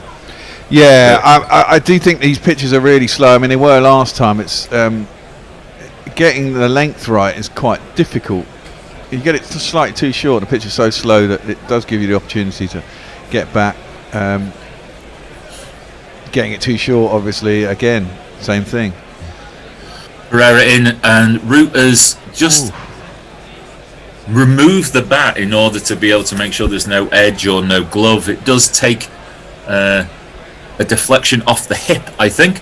Fielder comes in, catches the ball, but everybody is aware that there's no contact. End of the over. England 131 for 2. Challenge from Mog for you, Bear. He said, name a good Australian then. Oh, God. Name a good Australian. I'll think about that. Australians that I've liked. Yeah, no. Are we talking about just Australians or Australian? Any Australian. Any Well, I good like you, Australian. Mog, obviously. Well, first of all, Jez, yourself. Secondly, Yeah, but Jez is I've got friends out there, Chris and Helen Smith, if you're listening. See, they seem like nice people. They seem like lovely people. I mean, my brother's now Australian. He's all right, I suppose. Geez, that was a stretch for you, wasn't it? Mayank says we missed Labuschagne's century by 2 balls. And I noticed that he's now averaging 107.78 in the first innings of a match. That's just ridiculous. It is. Hopefully he'll be injured next winter. That's not sportsmanlike there. Man, I want to win. It's the most important thing. Bairstow's going to face it. I can play some jingles, can't I? That's what I'm here for. You can play some jingles. Let's have his jingle.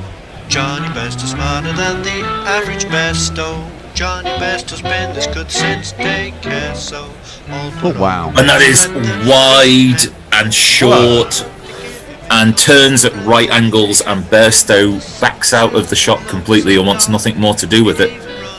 And that is no run, but that is turned a prestigious amount. And didn't. But it's too short, isn't it? That's the thing. That's what I'm saying. No, You know. and it's almost tennis ball like bant. As Lassith comes in again, and that is it's taken the edge and he's gone. Has he? I thought that bounced, didn't it?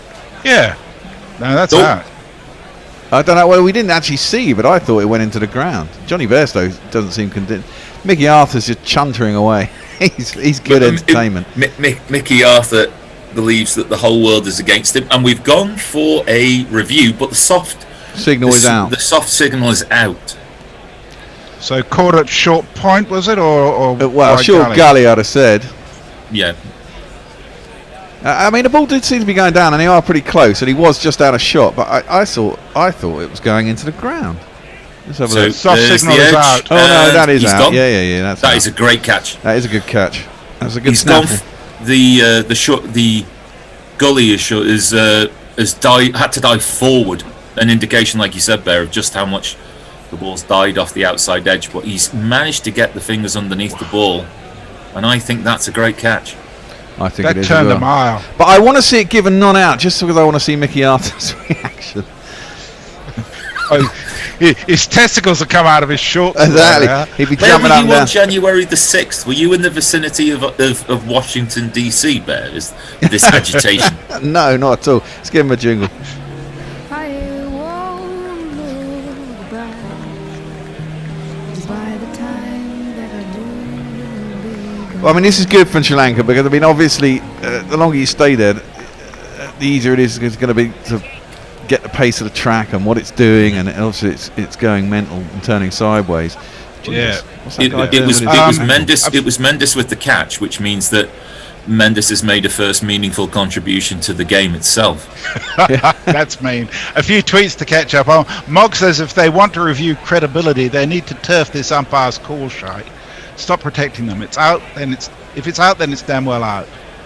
Pierre L says, yeah, I'm new to cricket. Can you just help me and explain why he wasn't out? It's clearly out to me on the review. This was in relation to Root's dismissal. Well, So the idea of umpire's call is essentially they're looking. So it's half the ball or less than half the ball, hitting or missing the stumps. So with umpire's call, they're being not out. What they're saying is more than half the ball was missing the stumps. So it's not enough evidence to be able to overturn the original umpire's decision. The umpire's decision was not out, so umpire's call belongs to the batsman. If the umpire had given the decision as being out, then umpire's call belongs to the bowler. we have a new batsman who's got a Thank you. jingle. A new jingle for a new Test player. Indeed. Mr. Dan Lawrence, welcome to Test cricket. He plays the ball to point to a ball that's short of a length, and he gets off the mark immediately. Yeah, let's give him a newbie's jingle. Never heard this before. What time is it? Dan time, Dan time.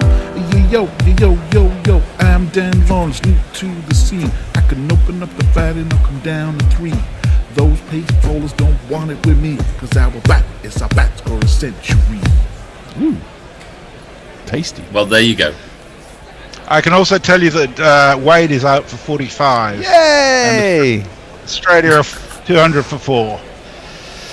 I kind of feel a bit sorry for India in that series. Really. I mean, they are so depleted of bowling attack, it's a bit unfair in this last test, isn't it? Lassith in, back of a length, and Root is able just to lean back in his crease and will play the ball to point, and there'll be no run. Nestler's nominee for a good Australian is a local lad, Bon Scott.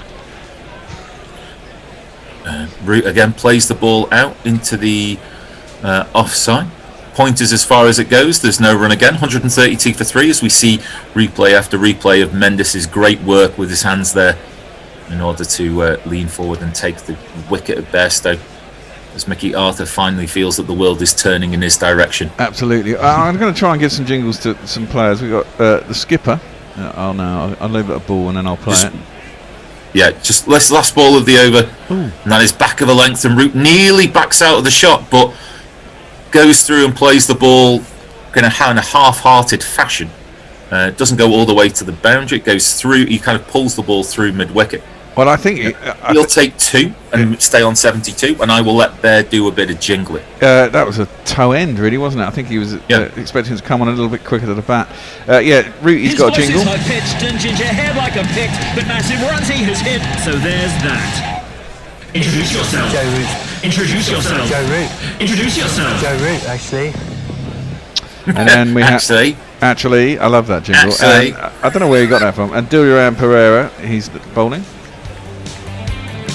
The fastest Lankan to 50 wickets, and the fastest to 102, an average of 32. Dilruan Pereira bowls off break. Dilruan, how many will he take? Right on my break. I forgot I needed to update the scorecard. The Australian scorecard is still on the bottom of our screen. I've remembered to do that now. It's going to be Pereira in and Lawrence facing. That is, I believe, a low full toss, and Lawrence just drives that ball through cover and extra cover, and the next shot we see is it hitting the boundary sponge. The first 4 in Test cricket for Mr. Lawrence. 2 + 2 is on man. 2 + 2 is on man. See, I think, going back to the last series we're here, if this pitch is doing this much just on the morning of day 2 after having lost, the first hour anyway, you're best off trying to attack, aren't you? Because there's going to be a ball with your name on it at some point. I think that's dead right. That was a beautiful shot. Used his feet really well. That's a good way to start. The next ball dragged slightly back by Pereira, and Lawrence is forward to it, just plays it soft hands, and it is fielded at short square leg, and there's no run. England are 3 runs ahead in the first innings. Lawrence comes down the track and drives that ball, and there's kind of either a deep mid-on or a short long on. Anyway, there's enough space there in order to be able to take the single and bring Root back onto strike. He's 72 not out. Lawrence is on 6. So is this the new England lineup then, with as Root comes forward to a ball outside the off stump and he will drive that through the covers? I don't think it's well timed enough to go for 4, but there's an easy 2 there, maybe 3. I think it's 2. It is 2. It is 2. So is Crawley going to open then, and Lawrence going to come in at number 5, or is this a jingling around because of? This is a jingling around because this is just people having time off out of bubbles, isn't it? I mean, you've got Jofra to come back for India, you've got Stokes to come back for India, you've got Burns to come back for India. Pereira in again to Root, and Root with a big stride forward to a ball that's going slightly down leg stump, and there is no run. You've got Pope to come back for India. I mean, if he does it, this is the thing, people have got a chance here, haven't they? I mean, if Lawrence goes on and gets a ton in one of these games, then it's going to be difficult to say no. Ball short of a length, and Root will turn that off his hip down towards a deep mid-wicket. He'll take a single. He'll stay on strike on 75 not out. England 1-4-2 for 3. Jez. A few tweets. Anas Forsyth, I believe ever since the squad numbers on shirts came in, that being on your test number in runs is bad luck. Root barely surviving an appeal on 66 proves it. Neymar Butlins nominates Barry Humphries and Clive James as good Australians. I'm not sure about Barry Humphries. Peter Jones says, hearing the third umpire talking about ball tracking reminds me of the tweet yesterday about Mickey Arthur's nuts popping out of his shorts. God, they look like they're closed. And Mog disagrees with Nestler's about Bon Scott. The interesting thing will be when Mickey Arthur decides to take the new ball. Anyway. And Anna Forsyth says, I love that Joe Root jingle with the cameo, even though it says has ginger hair, which she clearly doesn't have. No. Lassith will bowl the 45th over, and that ball tries to square Root up, but he plays a resolute, simple, backward defensive shot, and there'll be no run. And Mog says props to Mr. Peel for that Durawan jingle. Absolutely. Lassith in again, and that is a fuller length delivery just on off stump, but Root is able to smother any spin with a sound forward defensive shot. We should have a jingle for Embold and Aya. It goes like this. Watch this kid throw them down. He smashed a finger in his second game. There was concern, but it was just dislocated. Oh, Lassith Embold any year. Happy days whenever, wherever you play. Embledaya is in, and it's on Root's leg stump, but again, just a defensive shot. And it goes no more than 10 yards off the square, and there's no run to the leg side. He is in again, and that turns a mile, but it's a wideish ball just outside off stump, and Root's able to drive the ball through the covers, but not the way through to the boundary. And he'll again take another two, really comfortably run by these two batsmen. England move on to 144 for 3, and Root's on 77. The pitch is so slow they can play the turn off the pitch, can't they? Well, that's what I mean about the length. You've got to try and drag the batsman forward, but if you're too full, it's easier to smother it. That's probably a little too full. Yeah, a little bit too full, and Root's able to just again with a good stride forward, eliminate the threat. Last ball of the over. England leading by 9 runs. As Embledaya comes in again, and they're just outside off stump. Good length delivery, probably just a little bit too full. Good sound forward defensive shot by Root. No run. And Jez, have we caught up with all the tweets, mate? Well, I just want to acknowledge a few people with us on Crick Tracker. Pathaji Rajesh, Suraj Rajesh, Muhammad Akram, Reza Rohossan, all saying hello on Crick Tracker. Hello to you on Crick Tracker. Good to have you on board. Indeed. Well, England in the lead with 7 wickets in hand. Butler, I imagine Butler will be quite proactive if he's in next. I'd imagine he would be, but it's a track that could probably make you look a little bit foolish if you are a bit too premeditatory in your shot. A lead of 150 here would be priceless, wouldn't it? Well, does it even need to be any more than that? Well, maybe not. That'll be enough. Yeah, possibly. I mean, can Sri Lanka bat as bad in the second innings as they did in the first? That's the question. Pereira in for the next over, and Lawrence is going to take a sharply taken single. Good work by mid-on. Throws down the stumps, but Lawrence seemed to be comfortably in his ground, and he'll move on to 7. And Labuschagne is out for 108. Yes. Well, that's props to India. I mean, with a completely depleted attack. What are they now? About 200 and something for 5 then? 213. That's not bad considering. I mean, they've got the 2 main guys out, and they've got a chance of keeping them under 300. I mean, their batting's not. To be fair, their batting's not suffered so much, has it? India. I mean, it's winner takes all of the Gabba, isn't it? Really? Yeah. Well, no. I mean, they're certainly not losing the game, are they? Well, India just needs when to you draw. say their batting hasn't suffered, losing Kohli's something of a blow. Well, yeah. As Pereira comes in, slightly back of a length, Root just rocks back in his crease. Forward defensive shot, no run. But I mean, I'd say Jadeja is a loss to their batting overall. I think. Overall, he is, but he's much further. I mean, their top order. I mean, losing Kohli is obviously a big deal, but Pereira draws Root forward, and he drives the ball, but there is a long on there in order to be able to do the fielding. Single taken. I mean, considering compared to their bowling attack, which has been decimated, you know, at least they've got, you know, some big guns who have got experience, etc., in there. And Felix Stock says, morning team, hope Lawrence goes well here, and a double ton for Root would be nice. I like what I see of Lawrence so far. He seems fairly orthodox and everything's in play as he moves back and plays a defensive shot to a ball short of a length and turning. He remains on 7. I don't know much about him. What's this over by Pereira? That is slightly wider and short, and Lawrence is able to wait on the spin and then push the ball through the covers. It will be fielded cover, moves across through to extra cover, and Lawrence will take 2 and move to 9. But supposedly doesn't seem daunted by the experience. Really. Supposedly he's a decent player of spin, isn't he? Seems to be so far. But whether this is the most testing of wickets and attacks remains to be seen, really. Whenever the ball's turning this much and the pitch is, you know, doing what it is.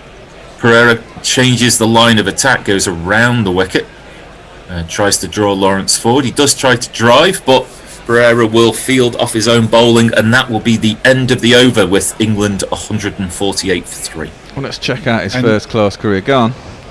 And the end of me and Hotch, I think, for a while. I think Hendo and the Bear, you're on BBB. Is that right? We're carrying on till 6:20, mate. Are we? Yeah, we're carrying on till 6:20. You get time on for good behaviour. Oh, is that what it is? Yeah, because I think they've extended the session. So and then they've extended. So right. I think this first session ends at 7 o'clock our time. So we're carrying on for another 15 minutes or so. 20 past is where the change takes place. Well, he's got an average of 37.96 in first-class cricket, high score of 161. It's not too bad. And Lassith with the first ball of the next over, and kind of on middle stump and turning, but Root takes a big stride forward and plays the ball back to the bowler, and there'll be no run. He is only 23 years old, so he's got a career ahead of him. And we'll deny it in, and there is a fielder very close, almost in Root's eye line, pushing forward. But forward defensive shot, no run. That fielder couldn't get any closer, really, could it? No. That's a quicker delivery on middle and off stump, but again, Root is able to move back to the ball and play with a nice straight bat, and there'll be no run. That's where you've got to try and be positive, isn't it? Well, you've got to kind of block it all out of your mind, really. Slightly wider from Denia, and Root pushes that ball into the covers. Comedy missed fielding. A single there. They take the wise choice of not to run on the misfield for a second run, but Root will move to 79. And we'll see about whether this conversion from a 50 to 100 actually takes place for Joe Root this time. Well, it'd be good if it does. First game of the new year, first ton of the year, sets them up nicely. Sound like a marketing spin. New year, new Root, new century. Yeah, exactly. Same COVID. New COVID. Lawrence just lets that ball go by his off stump. If that ball hadn't turned, that would have been an interesting concept, but the ball spins harmlessly away from the off stump and there'll be no run. It's good to see listeners stretching themselves to try and think of good Australians. Nestor's has come up with Errol Flynn, Kylie Minogue and Yvonne Goolagong. Josie Oakes and that ball is just wide of the off stump and it turns away again, but Lawrence is just watchful and resolute in defence, straight through to the keeper. No run, end of the over, 149 for 3. Jez. Josie Oakes come up with Gough Whitlam. Mike reports about Labuschagne being out for 108. He's obviously multi-skinning. And Leah says Natarajan on fire, gets loose bus change, averages 6.5 in tests, which isn't 16.5 in tests, which isn't bad. Keep that going, you'll be all right. Said never heard of Dan Lawrence. Sounds like he was a made-up name. Was he built in a lab in Loughborough? Yeah, welcome to Generic Cricketer 2.0. Your name is Dan Lawrence. Dan Lawrence. Oh dear, and Josie Oak wants someone to tell Mickey Arthur to put on bigger shorts before he drops a grenade in full view. I'm with you on that. Well, high humidity, mate. You've got to just take your chances where you can, haven't you? You know. Yeah, before long we'll be back to Bish and Hendo talking about, can I touch you in good areas? Oh no. Is Root doing the whole Benjamin Button? He seems to be looking younger and younger as time goes on. It's the haircut, isn't it? I mean, he's suddenly got a haircut where he's got a little buzz cut round the side and short on top. Looks about 12. Yeah, and he's got rid of there's a picture in his attic, isn't there, that's just getting older and older. I'm sure of it. It's going to be Pereira to continue after we took a little bit of a break. Maybe get a few liquids inside the body. Whilst it is that Mbalaye has got the wickets, Pereira, as you said, Bear's been kind of the pick of the bowlers, really. As he's around the wicket to Root. Targeted more on the leg stump, but Root plays semi-awkwardly to that square leg, short square leg, and there's no run. Might be happy with this line of attack. Get inside it and work onto the leg side. Like that. Again, around the wicket, but this is two leg side, and Root is able to manoeuvre his body in such a way that he'll play the ball through that square leg area, and he'll take a single and move on to 80. Feels like they're just trying to cramp him for room rather than try and get him out there. A little bit. There's not a lot of ideas, isn't it? They're just trying to bowl and see what happens, and England are able to manoeuvre the ball around and keep the scoreboard ticking, which is very important.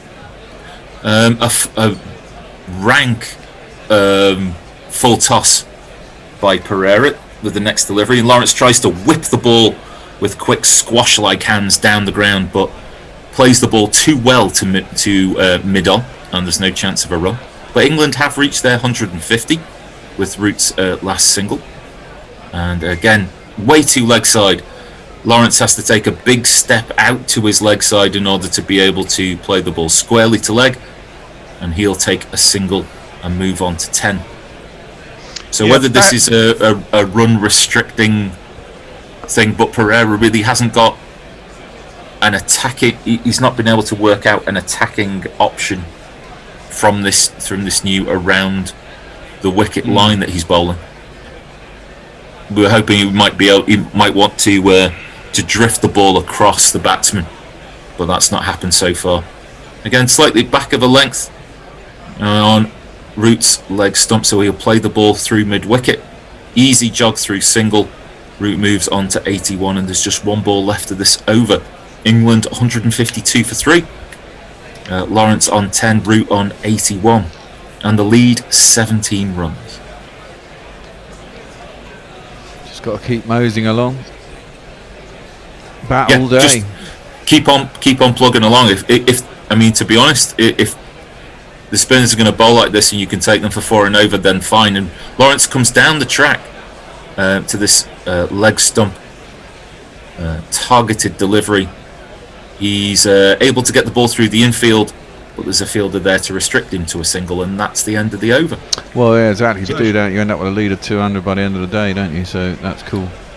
Absolutely. Yeah, shout out to John Watt, who's with us on YouTube. Josie Oak says, oh no, sorry, we've done that one. Leah says, Flynn, are you insane or just good at pretending to be? She obviously doesn't agree with Nestlers. Anna Forsyth says, good Aussies, Toadie from Neighbours, and the very English Aussies we have at Middlesex. Stevie Eskenazi, Sam Robson and Nathan Souter. And Josie Oak says, imagine Murali and Herath on this wicket, 73 all out. Well, yeah, that's a different game. Well, they had the masterclass from Murali while there were the delays, and he was talking about that.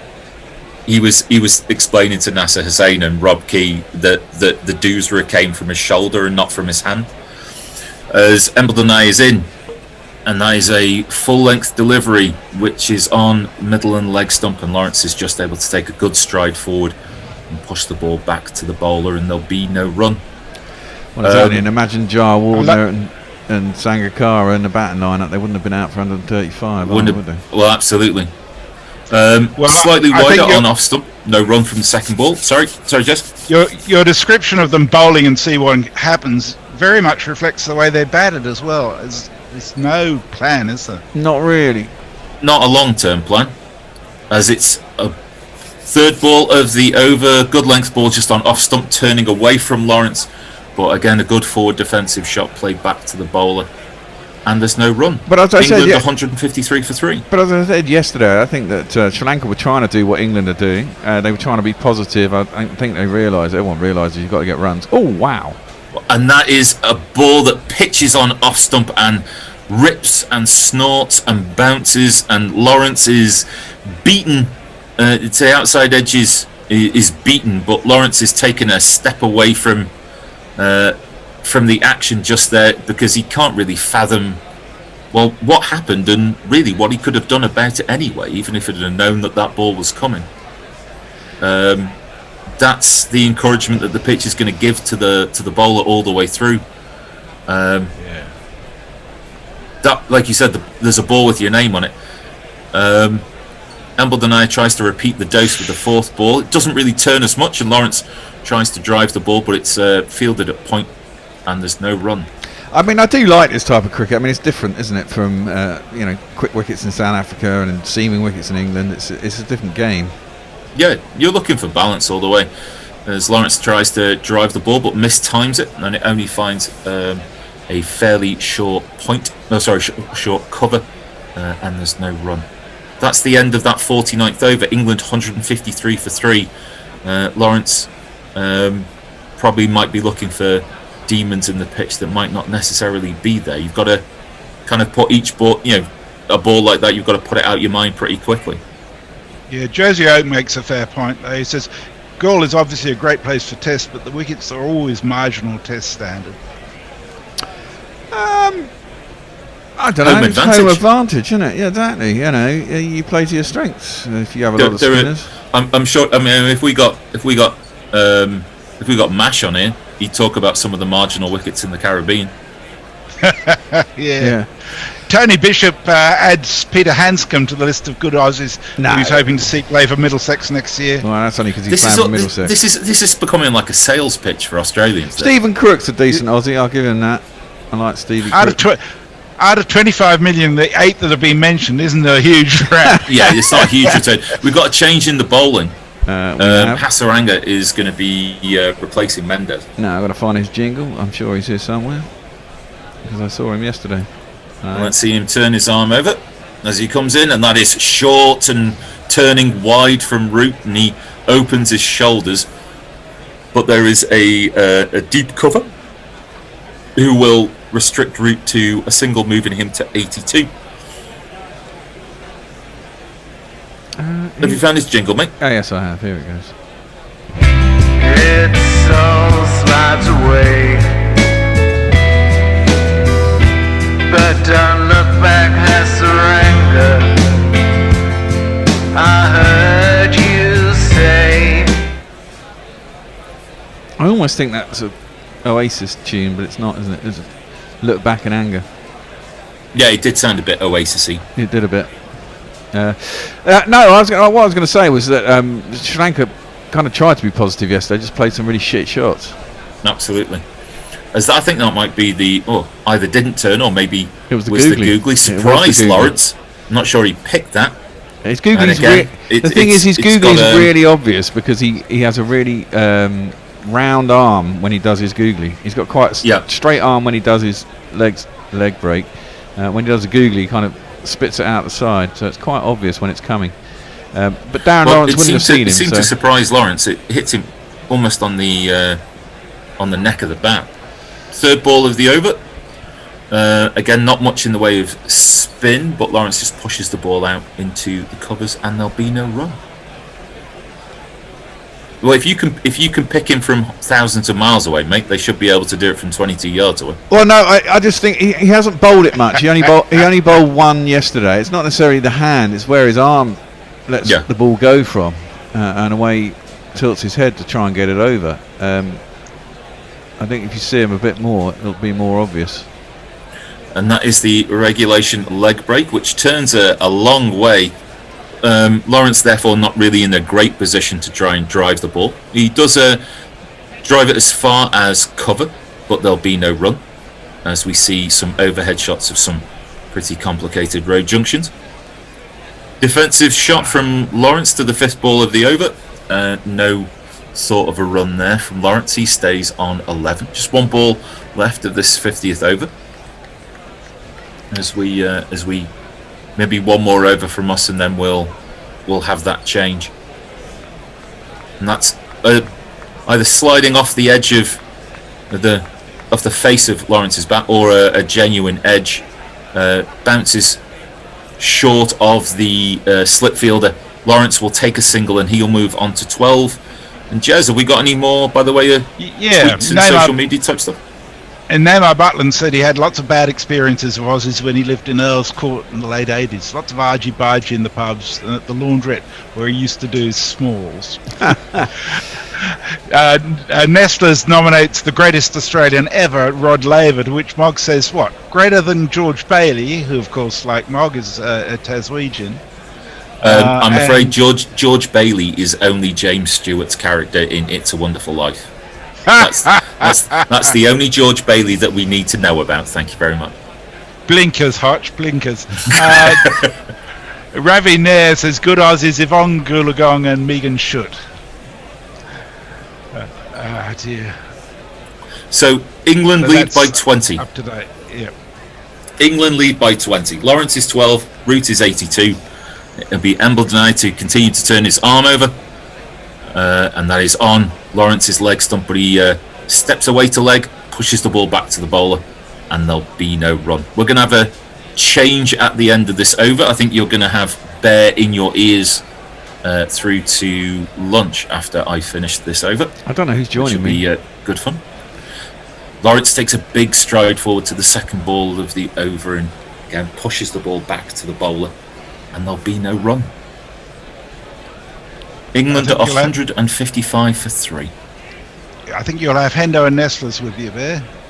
Oh, a terrifically talented trio to take us to lunch. Absolutely. And I get to move the computer back upstairs for me to start work later on.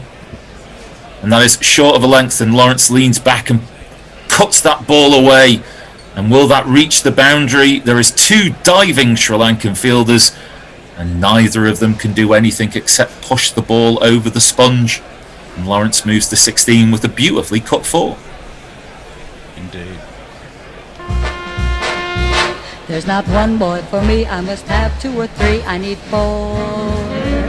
This outfield is very slow, isn't it? The pitch is slow, the outfield is slow. You're going to have to work for the runs.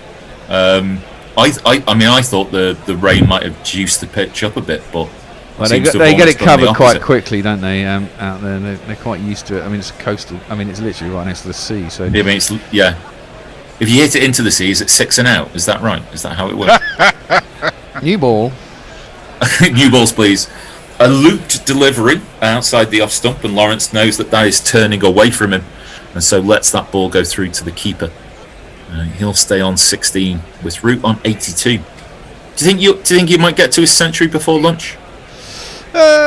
Possibly. He hasn't faced a lot recently, has he? In the last couple of overs, Dan Lawrence has been taking it all. The 5th ball of the over, slightly more making Lawrence play rather than allowing him to leave the ball, but he just plays a nice defensive shot out into the covers, and there'll be no run. Just one ball left from me. Good to see you all. See you tomorrow. As Lawrence cuts that ball away, but it misfielded at backward point. There'll be a single. Lawrence will keep the strike. He'll stay on 17. England 163 for 3. And Bear, I will leave it all in your capable hands. Why, thank you very much, Al. And I welcome back Colonel Kurtz, who's once again joining me. And The Nestler's- horror. Exactly. And Nestler's is... Where are you today, Nestler's? Up. Somewhere in K2? the Antarctic. Oh, is it the Antarctic? Nice. Cold. Nice. The Antarctic, nice. Well, it looks I've always nice. wanted to go Freezing. there. I've always wanted to go there. Well, off you go then. You can't, can you? Do you see the Australians want to build a bloody an airstrip in the Antarctic? Well, there's a lot of activity there. There's a lot of science bases there, isn't there? But Yeah. you can't just turn up. You have to have a reason for being there, I think. Well, they're thinking about oil. Are they not thinking about oil? already. What was that? Heaps of the disembodied messages said there are heaps of airstrips there already. Yeah, but this was going to be a concrete one that they were going to build for bigger planes or something. Okay. And they're going to spend 10 billion on it. I read it in the Bloody Guardian Aussies. the other day. And it was going to take years and years to do because they had to take loads of concrete down there by ships. Oh Coming god. over here. And everyone was complaining about it, unsurprisingly. Taking our snow. Well, how much of it will be left? Well, that's the other thing, isn't it? If it all melts, we'll all be drowning. It's okay, don't worry. It'll be melt. Yep. Hey! Hatteranga's That'll going to wipe, continue. that'll wipe the pandemic out. Yeah, well, it'll wipe a lot of people out. It's the end of times, man. It's the end of times. I think it may be. We had plagues of locusts last year in Africa. Yeah. Got the pandemic. That's left alone outside Lawrence's off stump. Well. There is no run. One of the Ravens has left the Tower of London, isn't it? So they say. They What does think that mean? Somebody said they might have spotted it here in Epping Forest. How do you know? It's a raven, for fuck's sake. It looks like any other raven. That's played off an open face by Lawrence down towards backward point, and he doesn't get a run. I imagine not all ravens look exactly the same to each other. Well, not in all seriousness, the Corporation of London have asked anyone walking in Epping Forest if they do see this raven, if it's got a red ring round its leg, can you let us know? Well, that would differentiate it from other ravens, I presume. That's played out off the back foot, forced to a deep set cover. But, Mind you, if you were a raven and you wanted a cushy number at the Tower of London, you'd go out and get yourself a little red tag, wouldn't you? Well, yeah. Once again, Lawrence goes back, forces it out. The cover is deep set, not all the way back, but stopping the single if it's forced there, and it was, and there is no run. It's like my friendly fox. I was reading a guy's feeding a fox somewhere in the for my sins, the Daily Mail, driven up to mid-off, and there's no run. And I was thinking about feeding the fox who sits outside my front door. No, you It's outside your front door. I've come back twice, and he's been curled up on the mat right in front of the front door. Really? Yeah. And he kind of Yeah, looks feed him. and then he looks at me, and I think he's got a dodgy leg because he kind of hobbles off, and then he hobbles off, and then he hobbles off and sits behind the bins, just in the hedge, and stares at me. That's defended by Lawrence, again square on the offside, and there's no run. Well, you know that foxes and bears don't really mix. Well, bears destroy foxes, obviously. Obviously. On Twitter, we have Jersey Oak who says, Galle looks lovely. Anyone been to Sri Lanka for a holiday?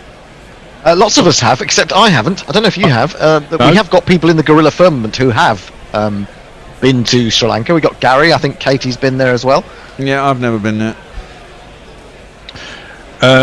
Chris Silvery Beans just tuned into Guerrilla Cricket, and it's a raven, for fuck's sake. Yep. We're raving about ravens. And he's got his spiritualised, ladies and gentlemen, we are floating in space mug. There you go. That's a good album.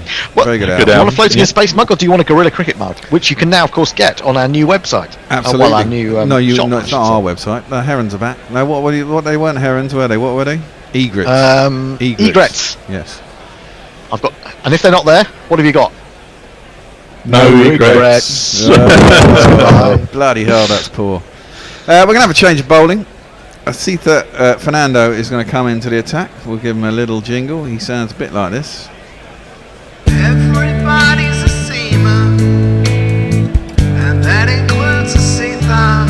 And everybody's in cricket, it doesn't matter who you are. There are stars in every city, in every house and on every street. And if you listen to Guerrilla Cricket, their jingles are rarely complete. are complete. There's 3 Fernandos in this squad. Yeah, and there's also. Can they hear the drums? Hey. It's me, isn't it? Yeah, clipped into leg side by Ruti. He's not faced a lot recently, and when he does, he gets himself off strike almost immediately. Oh no, that was the last ball of the over, so he retains the strike. Nice. Clips it out to mid-wicket, which is vacant, and we'll get a single. Mog says if we have that whole ice cap melting thing, sure there won't be a Bangladeshi test team anymore, but their water polo will improve. Harsh, Neymar Butlins reckons they need a cricket pitch in Antarctica. Ice cricket. It's been done. It's been done. Yeah, been done in. Don't they have an annual game in San Moritz? I had a feeling they did. I think even Di Gower might have taken part in that.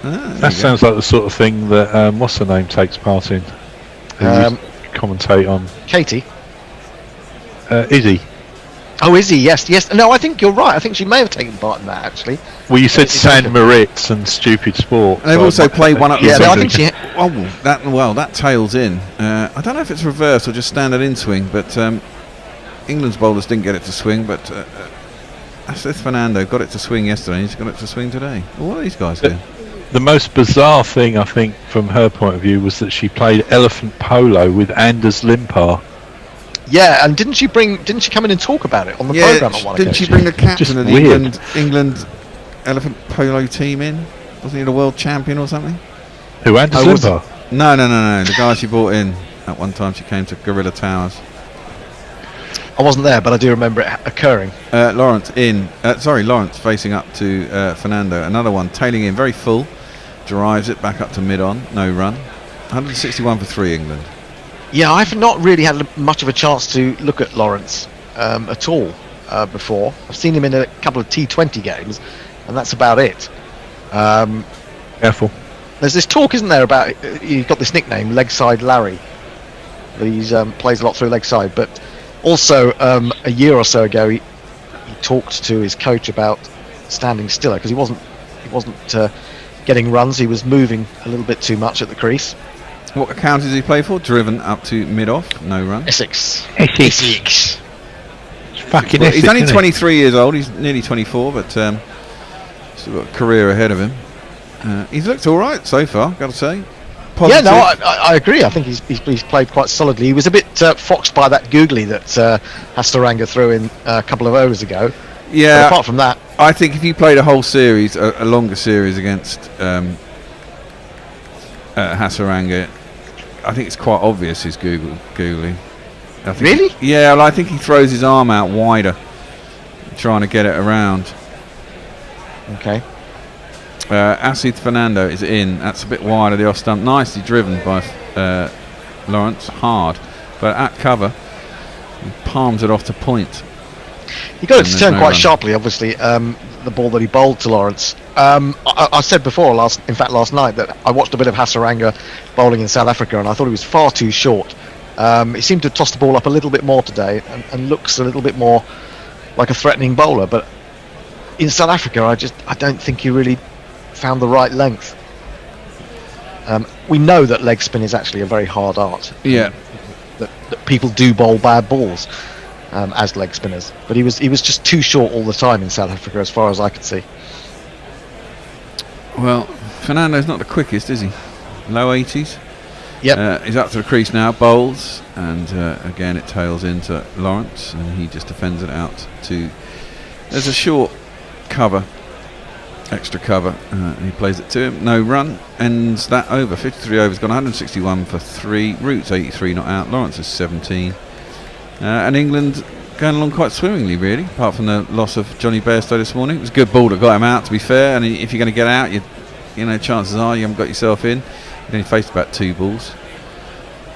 John Perry's joined us. John. All right, John. He was the winner of our quiz, wasn't he? He was. Last time England played in Galle, I planned to go, but my daughter decided to be born at an inconvenient time, so didn't make it. Planned to go this time, but COVID happened. I'm worried about the consequences if I declare I'm going to the next Galle match. Yeah, I don't know when England. John, keep quiet. When are England next due to play Sri Lanka in Sri Lanka? Well, they seem to play them almost every couple of years these days, don't they? In these very short series. I much rather have longer series against one team. I'm going to ask this terrifying question. If we go to the Ashes next year, are we going to go to bloody New Zealand again afterwards? I don't think so. Thank God for that. Did we go to New Zealand? Oh, we did do on the last Ashes series, didn't we? But we haven't done generally. I mean, that was only the last Ashes series, 2017-18. Okay, because we were there again a year later, weren't we? Yes, indeed. It was overnight cricket. I'm getting too old for it. Too short and a little bit wide. Root just cuts it out to deep backward point. There's a deep cover. He has to come around, and that allows him to get back for 2. And he moves on to 85. I had a bit of a panic this morning because I was in the depths of some weird dream about going blind in one eye, and I could hear this noise, and it was the alarm on my phone, and I didn't wake up. Oh God. That's the problem when you've got to wake up early. There's this constant panic that you're not actually going to wake up, which kind of takes away from your sleep. Driven out to deep cover, and there's no one. I mean, I kept thinking I hadn't gone to sleep, but I must have done, because 4.5 hours went, and then I woke up. Well, I ended up watching episodes of NCIS. And, was that in the dream? No, that was reality. Reality, yeah. I'm going to go home and I'm going to try and have a couple of decent hours kip earlier today so that I can still sleep tonight. I thought actually the fact that I didn't have to drive home from Gorilla Towers would make it easier for me to go to sleep. I could just roll from one sofa to the next. It didn't really work that way, funnily enough. You've got to get some exercise, Hendo. I'm going to send you my exercise plan. That's driven up to mid-on. There's no run. What I'll do is I'll put my my Insanity Max 30 in a Dropbox, and you can download it and start jumping around in front of your TV like I do. Hendo, do you want some advice on exercise? Don't do it. Serious advice. Oh, there's an edge. That's a genuine edge. Prop forward to Lawrence. Decent ball by Hasaranga. Had him in two minds as to what shot to play. Ended up propping forward. It caught the edge, but passed. There's only a sort of second slip. And it's just gone past him down towards the short third man, and they got through for the single. And it seemed to jump a little bit on him as well. He wasn't over the top of it at all. What's your advice, Nestlers? Walk. Yeah, well, that's what I'm tending to do, but unfortunately, there's too many bloody people around here. No, fine. You're all right outside. If you're worried about that, wear a mask, but take it down when there's nobody about. And mate, go up to Wimbledon, drive up to Wimbledon Common, and just park up. Oh, it's packed up there, mate. A lot of space. It's big though, isn't it? Cut out to the man on the cover boundary, which is Sita Fernando, and they'll get through for a single. Root moves on to 87. Message just says the future tours programme shows England finishing in Oz in Jan 2022, then going to West Indies for 2 tests in March. Oh, West Indies I can handle. That starts at 2 in the afternoon. That's glorious. That's West Indies. That's glorious. drinking time. It's the only really glorious for me. The only really glorious series. Because it's just about my time. But I thought they might fit in a couple of tests in West Indies this March, didn't they? That's a good cut by Lawrence. There's no one out there. Beats the man at backward point. Cover doesn't seem to be in the picture, and it makes its way to the boundary for one of these. It's Nissan She. It's Nissan She. Yeah, I think the thing about the West Indies was really just being seen as a thank you for the West Indies coming over here. It wasn't actually scheduled on the future tours program. No, exactly. And then I suppose if they're going out to India, they've cut it out, haven't they? Yeah, I mean, there's only so much you can do, isn't there?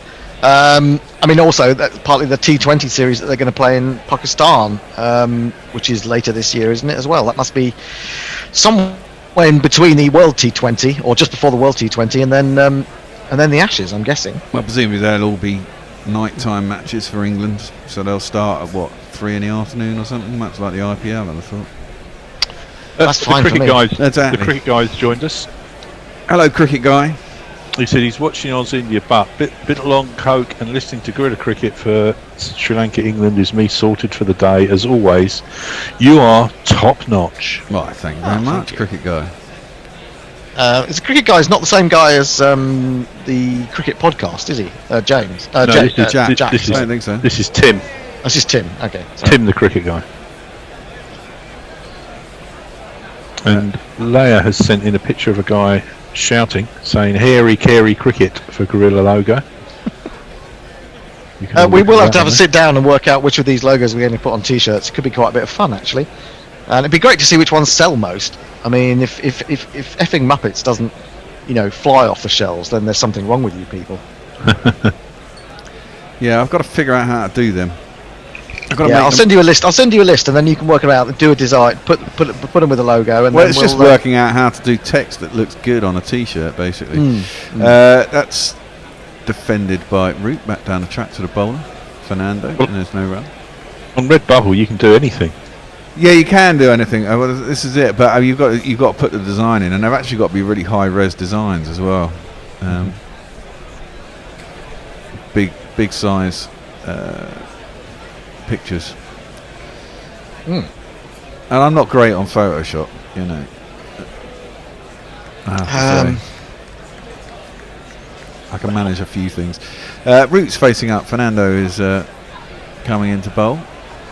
And Root drives into the ground and out to Lassie at point. No run. I know it's probably earlier than I think, but when was the last time Root got 100? It was. I'm guessing it must have been New Zealand when he got that double. It was. He didn't get one in entirety of last year. Yeah. So Right. he got that big double, didn't he, in New Zealand in the second test. And nothing since then. I think three 50s, wasn't it, in the Ashes series? Hasn't he got the most 50s now? Yeah, He must have. He's got 50 50s, of course. Although it'll go down to 49 50s if he gets 100. If you get my drift. Oh yeah, of course. That's silly. He's got 17 tons, which isn't too bad. Let's be honest. Into his hip, and he just works that out square on his onside. Thinks about a couple, and then changes his mind. They'll just get one as mid wicket comes around the field. Yeah, I mean, and actually, you can't tell with just looking at those bare statistics of hundreds and 50s. Some of those 50s might have been very important 50s in the context of the game that they were scored in. Some of those hundreds may have been relatively easy hundreds, if there is such a thing. Yeah, and you also have to say that a lot of times, a lot of those 50s. I mean, he got to the 80s, high 70s a lot of the time as well. Useful runs, you can't knock him for it. But we did, as I've said before, we always used to knock Bell for exactly the same thing. It's weird, isn't it? Defended by Lawrence into the ground, just goes out to Galle, no run. Actually, I'm thinking we probably didn't we more criticise Bell for not turning 30s into 50s? Really, I think that was more with Bell. We like Nottingham people in this country, though, don't we? Well, we do. Well, I don't. I mean, I don't. No, people in general. I mean, Yeah, people this year, people having a go at Lewis Hamilton for becoming the seventh time world champion. I mean, it's incredible. And people going, "Oh, he just drives around the car." Anyone could do that. Well, not anyone can do it as well as he does he? Clearly. I mean, he's got a teammate who doesn't seem to manage to finish second all the time. That's a terrible delivery down the leg side. It's going to be byes, and it could be four of them. No, it's going to just probably be one bye. Fernando shoves that down the leg side, and Root couldn't get anything on it, and neither could the keeper.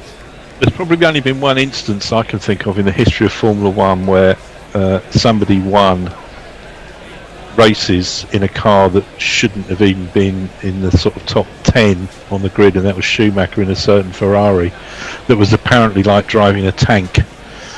And I think his teammate at the time said, "I don't know how he does it.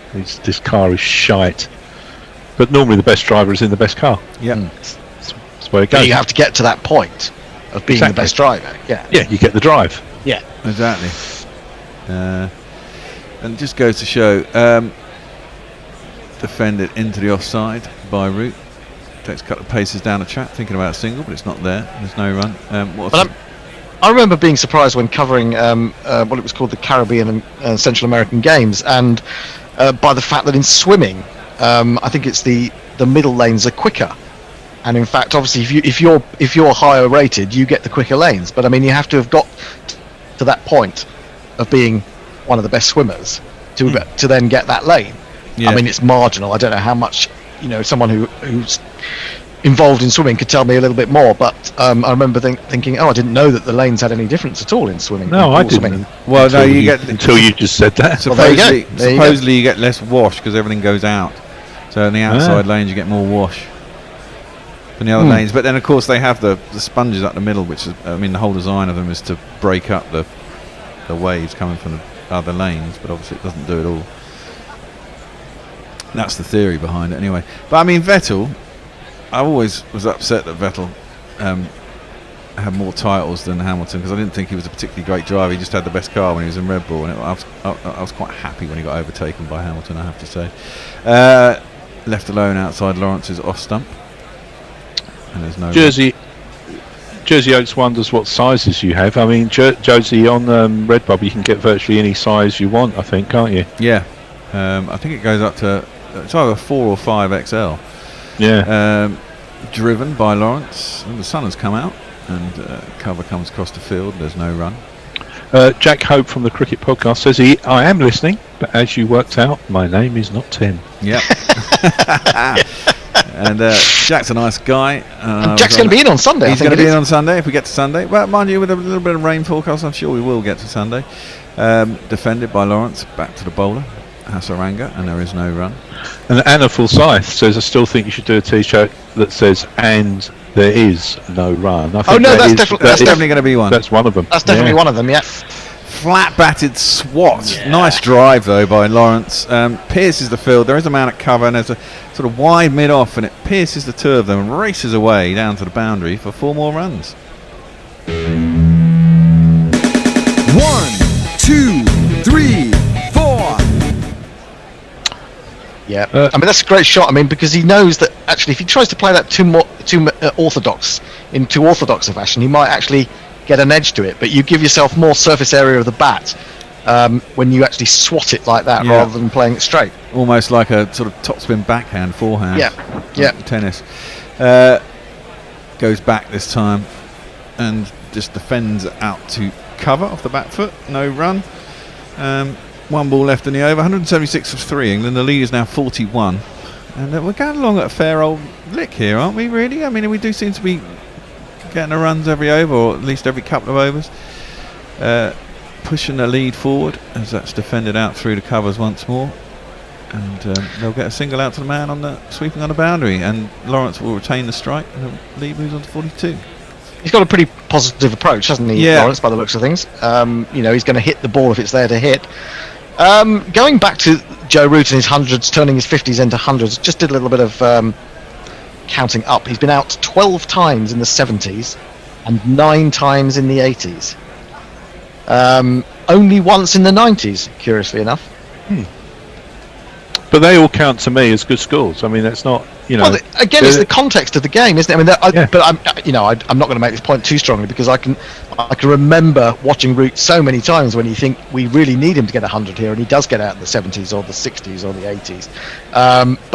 But purely looking at those stats and saying he's not a really good player because he didn't go on to get enough hundreds wouldn't necessarily be telling the truth, because players, No, it's very difficult to criticise. I think I've said someone this before, like the difference between getting 99 and getting getting out for 99 and getting out for 100. It's 1 run. I mean, and everyone gets so disappointed.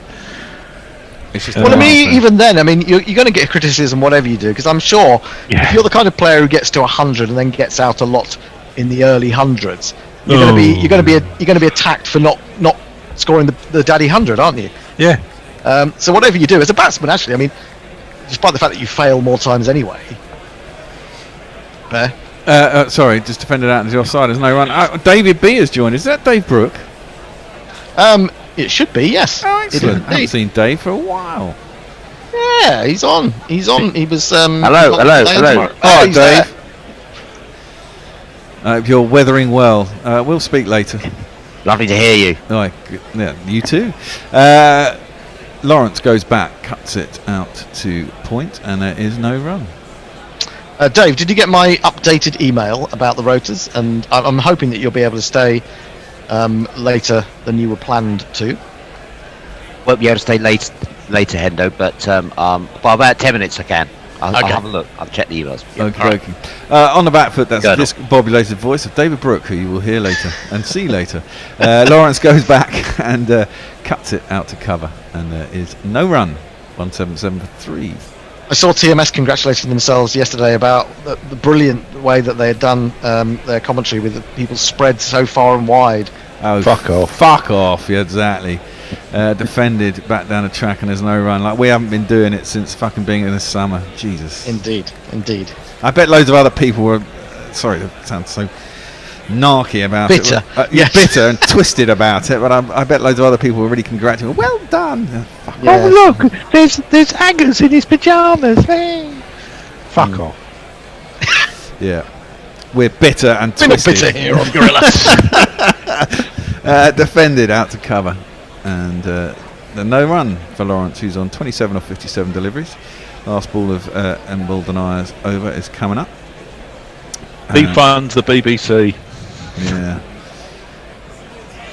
And smashed! Oh my word, he's gone down on one knee. He's out of nowhere. He's picked it up. Has that gone all the way? I think it has gone all the way, hasn't it? It has. It has. Yeah. It's a big, Wow, big what a shot. Just came out of nowhere. It's one of these. Slapped over cow corner, really. That's good stuff, though. Lead 48, 183 for 3, England. The best part of that was the pose at the end of it. Yeah. To be honest. Completely against the spin as well. I mean, it's a brave shot, especially on a pitch that is turning quite a bit. But he smacked that. It was a unique shot, really. I can't really think of anyone who plays it that way. No, and it just came out of nowhere as well, didn't it? Just decided, right, I'm going to smack this one. Root's on 88, Lawrence is on 33, and England lead by 48 runs. Straight out of Chinkford, that one. Yep. Any more tweets, Nestlers? Yes. Leia says about t-shirts, there's some stuff on there for you to look at. Vector graphics, don't have a resolution and infinitely scalable. Inkscape is free and can do it. There you go, Bet. Bit late because we got Redbubble. Yeah, but you can't design in Redbubble. What are vector graphics? I mean, it sounds good. I don't know what it is. Don't know. Darren Macy says Vettel was a great driver when they were allowed to use blown diffusers on the cars and it suited his driving style. He wasn't able to adapt to the change of rules and the cars behaved differently. Best one-trick pony on the grid when he won titles, though. Well, exactly, best car and all that. Defended by Root on the back foot down to short leg, and there's no run. He's got a smile on his face. I love Root. He's always seems so happy. It's like a little cherub, isn't he? Yeah. You can imagine him in one of those old paintings in the Louvre. Driven by Root up to long on. And he'll just get himself a single. I met him in the. I didn't speak to him because I thought he looked a bit discombobulated when we were doing the World Cup, and we were at Southampton after England had thrashed the West Indies, and he got in the lift with the proletariat public. He kind of looked a bit. Caught in the headlights. Yeah, and I thought I'd just leave him. He kind of looked, his eyes darting around everyone, and then someone did say something to him. Just said, "Well done." He didn't say, "Is that the legendary bear?" Well, I was hoping he would. Obviously recognise me, but no. Oh well. Yeah, exactly. Pereira has taken over from Hasaranga, and Lawrence just defends it into the leg side, and there's no run. I was talking yesterday about what a good record Pereira's got at Galle. Twice he's taken 10 wickets in a match. Just doesn't seem to be getting much out of it at the moment. There's a bit of turn, but it's too slow, isn't it? Yeah, it is, and it's very difficult to get the right length, isn't it, to draw people forward. Lawrence just plays it into the ground. There's a leg slip as well. There's a leg slip and there's a short leg and there's a slip. So it's obviously a design here, but I think the pitch is really slow and it's really difficult to get that right length. Lawrence has picked that one up, swept it inside the man who's behind at square leg, and there's no one out in deep, and it's gone for another one of these.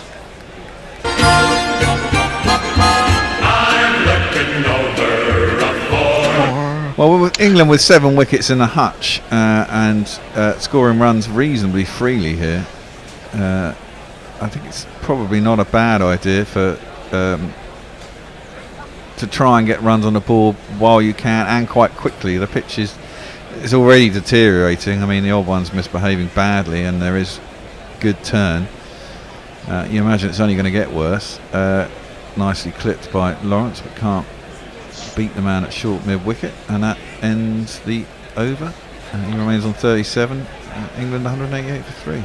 Yeah, I think there's a worry here for Sri Lanka is that there's just a sense that England are getting away here. Yeah, absolutely. They really need a wicket, or they need to be able to tie them down, and they're not at the moment, as we've seen. And some glorious shots from Lawrence, who seems to be taking to Test cricket with great aplomb. Absolutely, and Butler's in next as well. I mean, if these two can put on another 30-40 runs even, and Butler comes in with the lead at 90 and Root's still there, Root takes the anchor role and just plays all day, and whoever's at the other end gives it a bit of a heave. Well, they don't even really need to do not that. Even a heave. We're not in a situation where we need that yet, are we? No, I don't mean a heave, but I think just positive rather than trying to sit there, in a situation where you're just trying to grind out runs, because I do think at some point the pitch is breaking up. There's going to be a ball with your name on it. Something's going to misbehave. So I do think you kind of have to be positive. I think a lead of 200 for England will be enough. I think so as well. As much to keep the bowlers off their rhythm as much as anything else. Embal Denier is continuing, and Root just drives that out to extra cover, and there's no run. He's the ball denier. Well, none of them are bowled particularly badly. No. That's a full toss, having said that. Swept out to a vacant deep mid wicket, and that'll bring Root a 4 and move him into the 90s. Ooh.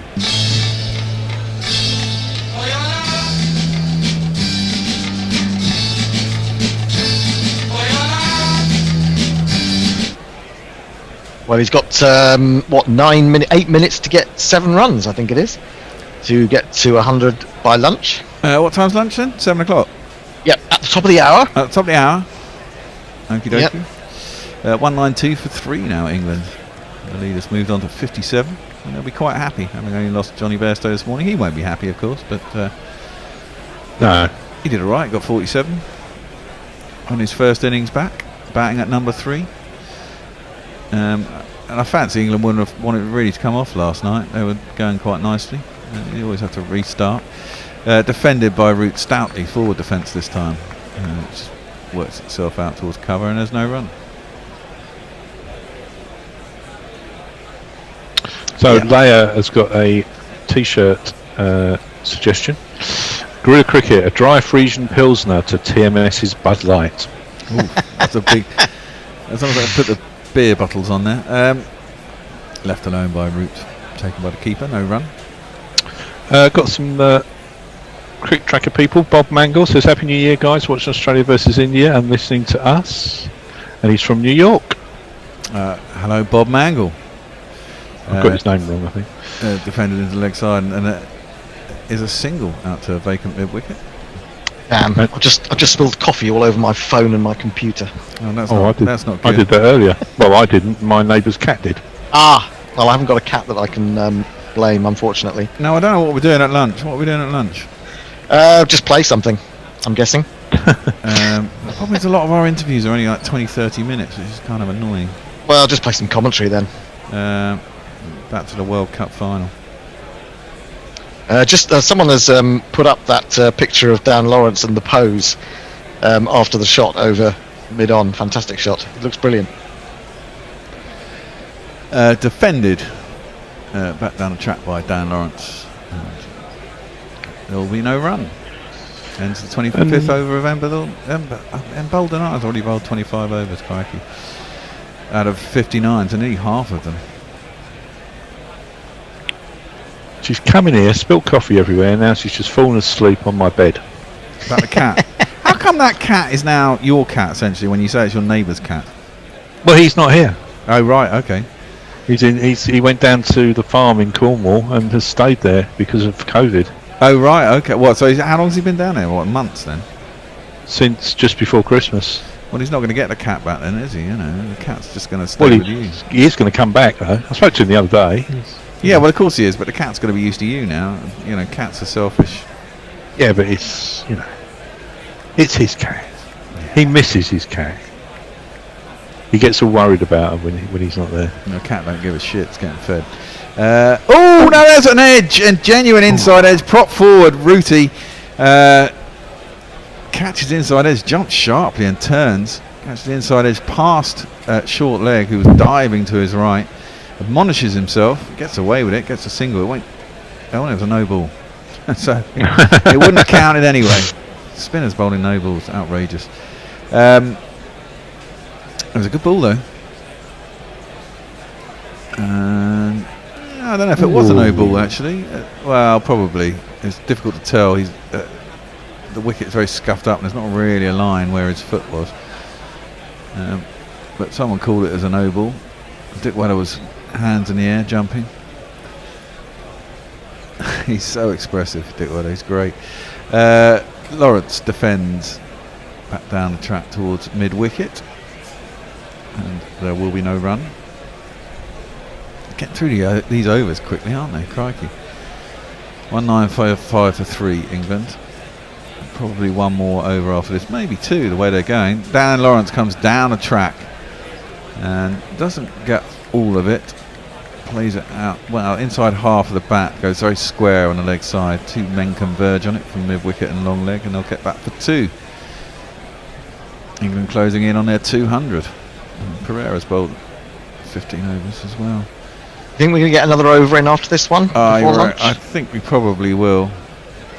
According to my clock, we've got 4 minutes. You don't want to be sitting at lunch on 95, do you, really? Well, no, but I doubt he'll get to his 100 unless he takes a chance, and I wouldn't really bother. Oh, wow. Dan Lawrence comes down the track, nonchalantly pushes it into the leg side, forgetting that short leg is there. He picks it up and throws it at the stumps. He belatedly realises that and tries to get his bat back, and he would have got it back just. But the throw was not very accurate.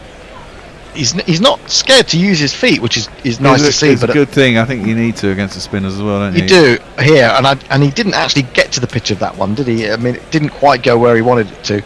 No. Went squarer than he wanted it, I think.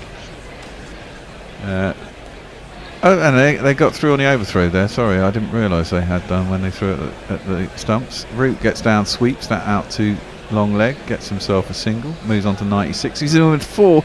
Well, maybe with a 4 to go. He might try it if he gets one more over. I think Sri Lanka would love him to be in the 90s over lunch. They're trying to probably slow things down a bit, I would have thought. Well, they don't seem to be thinking about that, do they? Oh, that's gone down the leg side, and Dick Weller hasn't taken it, spun sharply. It's going to be 4 byes, and that's going to bring up a 200 for England. And we've got a jingle that goes like this. The ball went through to the keeper, but he somehow let it through, straight through. 1, 2, 3, 4. There you go, 4 byes. Blue Oyster Cult and the Ramones. Absolutely. Same song. 203 for 3. Lawrence is on to 40. And Root's on 96. One ball left in this over, and I think they will. There's 2 minutes left according to my clock. He's taking his time though, Pereira, isn't he? He is, isn't he? He's just turning the ball in his hand. Lawrence is facing up. It's outside the off stump. He just defends it. Back down the track to the bowler, and there's no run. It doesn't look like they're going off. So there's going to be one more over before lunch, giving Root the chance to get his ton. I do like this view of the ground, where basically the ground seems to be in the middle of an enormous roundabout, and then literally the other side of the road is basically a beach and the sea. I know. It's fantastic, isn't it? It's an fantastic amazing looking place. And a 4 is really close, isn't it? I mean, it's literally the other side of the road. Yeah. I remember going to see Arsenal play at Deportivo La Coruña in Spain in the European Cup Winners' Cup some years ago now, and we were sitting on the beach, which is outside the grounds before the match. Oh, lovely. Oh, it was just heavenly. On Cricket Tracker India, Rasul Hassan's with us, Mohammed Akram G, Suresh Rajesh, a whole host of people. Mohid Riaz says hello. I'm here. Cricket Tracker fans, nice to have you along. And India are doing all right, you boys. 246-5, doing another wicket. They keep down to 300, 320 in that game in the first innings, Australia. Yeah, I mean, they're doing a very good job there. Yeah, I mean, they've only got to get draw to retain the series, haven't they? Swept by Root. It's gone square. Is there only one there? I'm not sure it's going to get to the boundary. They're going to be getting... Oh, it's a race, and it hasn't. The man's fielded it. right on the boundary. I think it's Asith Fernando who's got around from long leg. And Root gets on to 99. They got back for 3. That's annoying. Lawrence wants to get a single, and Root needs to. Well, doesn't need to get his ton before lunch, but I'm sure he'll be a lot happier. It was a good choice of shot. This outfield is really slow. It's quite long, and it does look like a bit like sort of council rec, doesn't it? With all the different with all the different types. With all the different types of grass colour. DSP. Yeah. Lawrence. Well, Lassie is going to come, and Boldeneye is going to come over the wicket. I think they're going to try and keep Lawrence on strike so they get Root.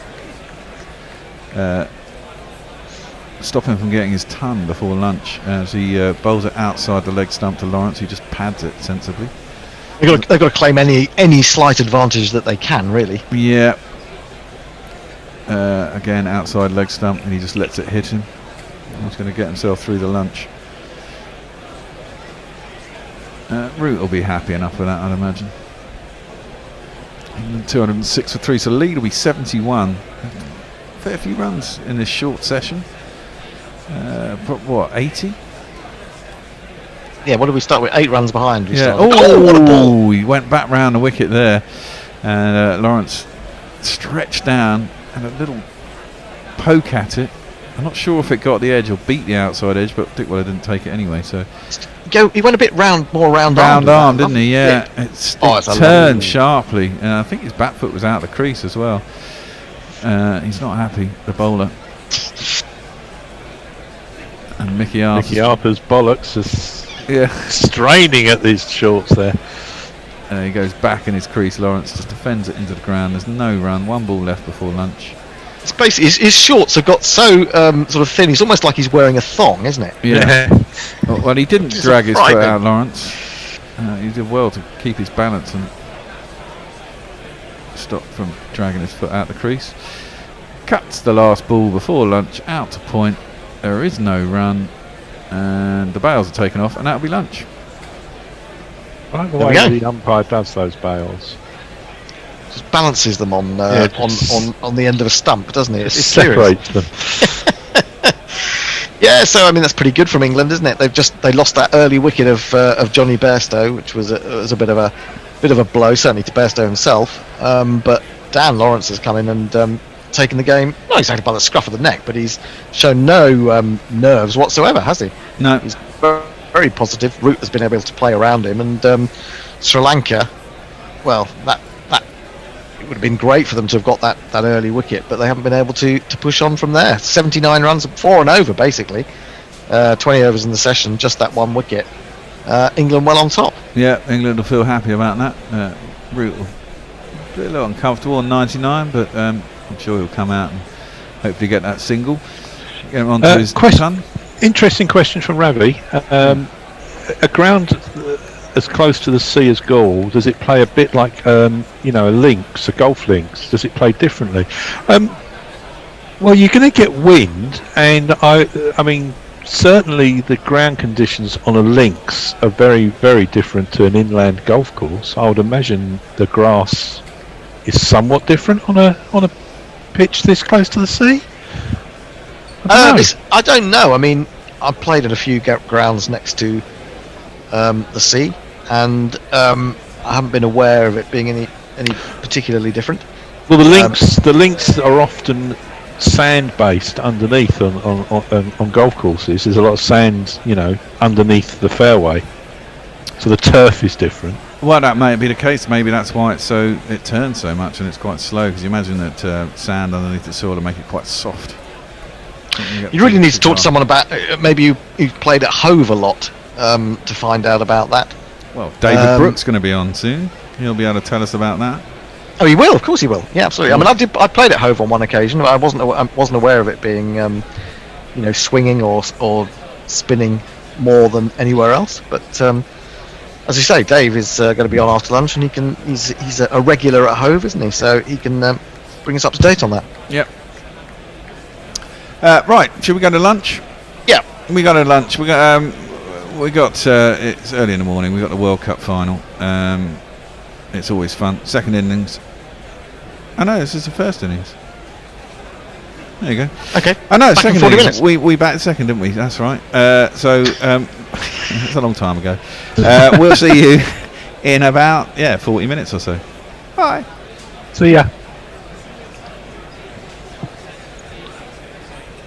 Hoping for the catch. Trent Bolt can't believe it. He's just shaking his head as he walks away at the end of that over. England have negotiated the first over. They are 1-1. What a great first over it was from Trent Bolt as well. You have to tip your hat to him there. A great start to the World Cup. Natalie van der Wood. Hi guys, we're a mixed bunch of South Africans, Irish and Belgians. Oh, wow. Hello. Listening to you in France. Great commentary. Any idea how we can listen to the Wimbledon men's final? No. Stay with us, Natalie. Don't go there. And one after the first over, Dr. Lernie Hicks. Is it acceptable to watch the run chase from behind the sofa? I think it's the only place to watch it. Through your fingers. We've got a couple of sofas in the green room, so we'll all be lining up behind that, no doubt. And with a stuffed drunk.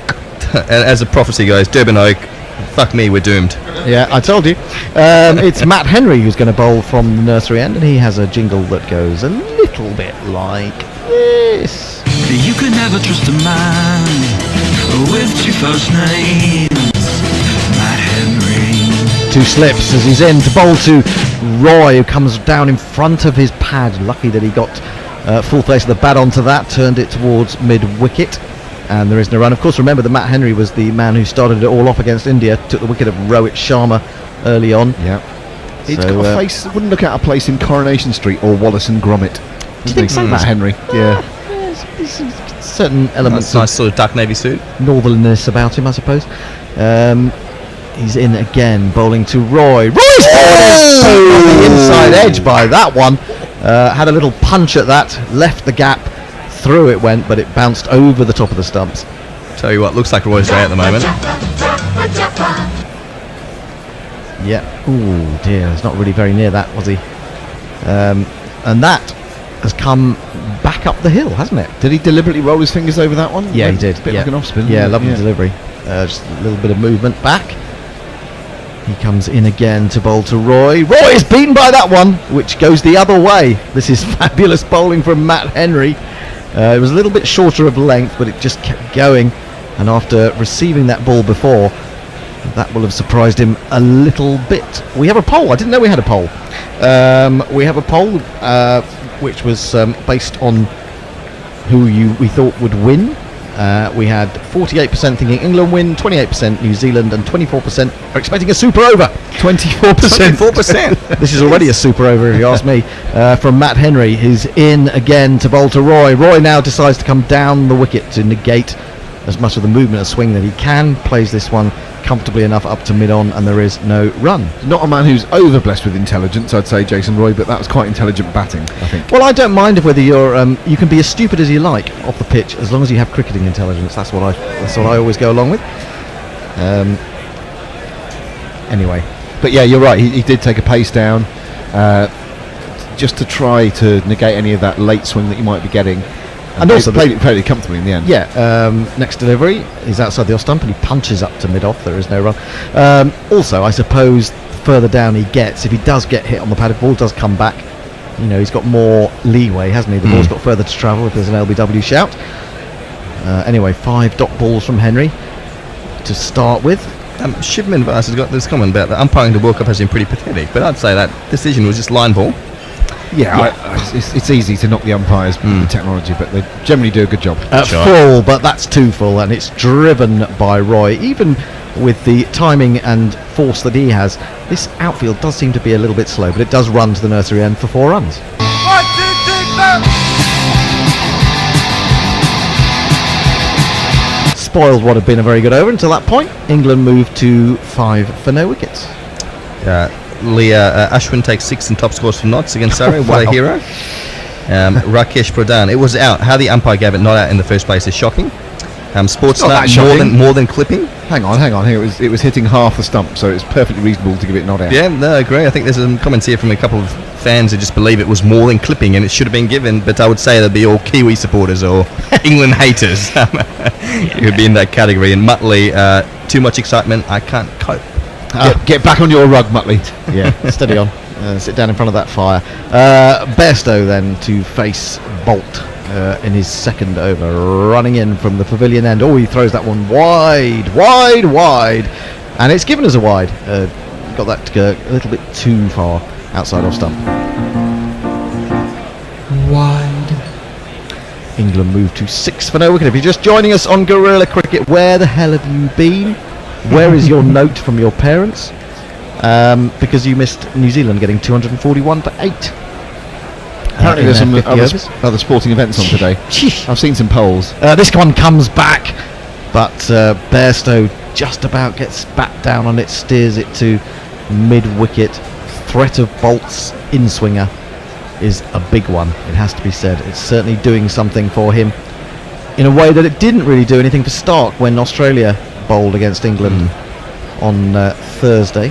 Stark has just went off the boil, didn't he? At precisely the wrong moment for his team. In a way, but I just don't think it was swinging. I mean, Behrendorff wasn't really getting it to go either. This one comes back into Bairstow again, a little bit shorter of length. Probably hit him on the thigh, runs out to the offside. I hated facing left armers when I was an opening batsman. It sounds obvious, but it is such a different angle, a different challenge. That one has hit Johnny B right in the bollocks, by the way. And it is really, really hard. I was given not out by one of my teammates who was umpiring. First ball of an innings. I was plumb, by the way. Yeah, absolutely plumb. It's just so hard. Bolt in again. Oh, and as he nearly drags on there, that's what I said the threat was. That often is with Johnny Bairstow when he throws his hands at the ball.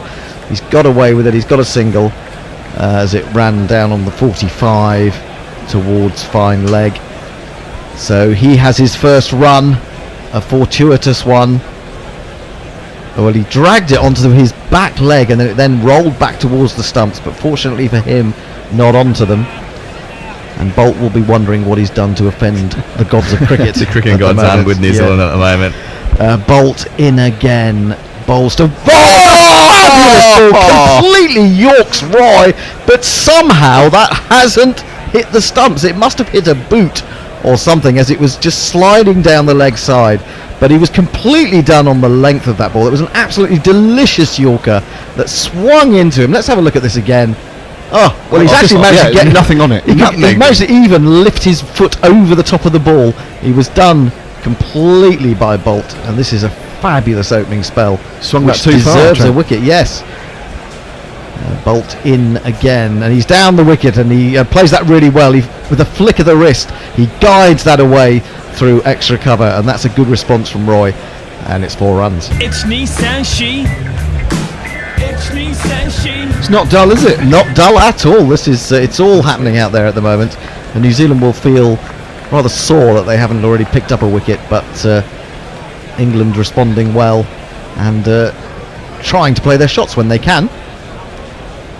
Just that game of centimetres, a few centimetres here and there, and how different would this be right now? Absolutely. I think that's probably, it is true of sport, isn't it? When you think of the, another lovely ball, but he's met that with the full face of the bat. They've run through for a single as Kane Williamson comes over from mid-off to field. And that is the end of Bolt's second over. He'll be very upset that he has figures of none for 8, and England after 3 are 12 for no wickets. So a couple of tweets. Arthur Shire, innings break has given me the chance to mow the lawn. Back with you in time for the inevitable England collapse. Hey! Adam Kite, delicious irony in the never trust a man with 2 first names jingle as Matt Henry balls to Jason Roy. Yeah, indeed. Leah, people should stop abusing the umpires this World Cup. Not one Bucknell hair among them, or Random Rudy for that matter. Random Rudy, yes. David Evans, how can that possibly be not out? Because the umpire gave it not out, would be my play on that one. And it was only hitting half a stump. Derek Willis, look, I was in church, okay? Had to be to the liturgist, which I don't know what that means. So not much chance to check the cricket, but here now. I hope that liturgist meant well, what's that? Welcome, my son. Henry bowls ball that comes back into Roy, but Roy has lifted his bat way above his head, got it out of the way, and through the keeper it goes. It's a form of liturgy, isn't it? The liturgy, yes. The liturgy, yes. It started to go away and then hit the wicket and decided to go the other way. Well, that's great bowling.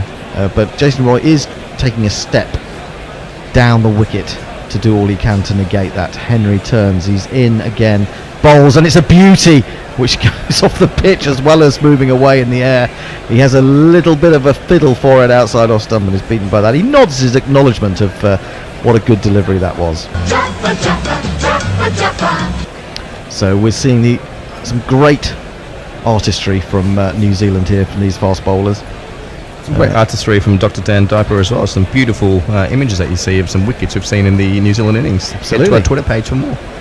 Indeed. Here's Henry again into Roy, and it's on his legs, and he flicks that away down to long leg. It'll only be a single because it hurried down to the back fielder there, who is Lockie Ferguson. So he's got the tash now, hasn't he? He's got the 70s porn tash. He's right. He really has. He could have just stepped out of the pages of, I don't know, whatever. Is he just? It's been passed on from Jimmy Neesham to him. I think it's reached its fruition in Lockie. He's playing with bats and balls. Yeah, looks a bit peach fuzzy to me. Remember that line from Beverly Hills Cop? I don't know. His tash, peach fuzz. Peach fuzz about his top lip. Big dark dirty cloud over Lords at the moment, but no rain as far as we can tell, as Henry comes in from the nursery end, bowls to Bairstow, finds an outside edge as he probes forward, feeling for the ball a little bit. It runs down to third man and they take the 1. He goes to 2. Roy has 11. It's 14 for no wicket. Anna Forsyth, I've lost the tweet. I really can't cope with this. Fuck me, drink and bowl. Think about pizza, Anna. Again, thank you very much for that generous donation. I enjoyed the pizza. Me too. Most of it was cold by the time I got to the second helping, sadly. But there you go. Henry in again to Roy. Roy jabs this away from his waist towards Guptill at mid-wicket. There is no run. What you want to do there is eat faster. Yeah, that's true. I had one really big juicy piece to start with just before my those last 10 overs. But yeah, by the time I got out there for the second helping, all of us have all of you have spoiled us enormously.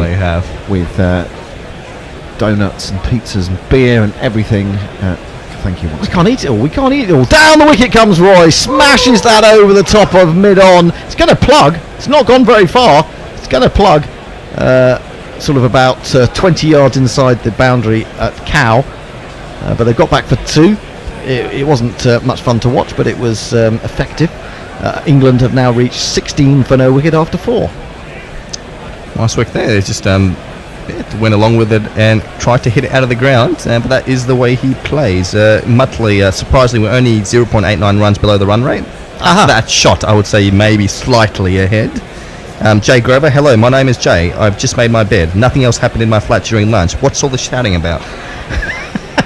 Jay, I don't even want to imagine what else has been going on in the lunch break in your flat or anywhere near you.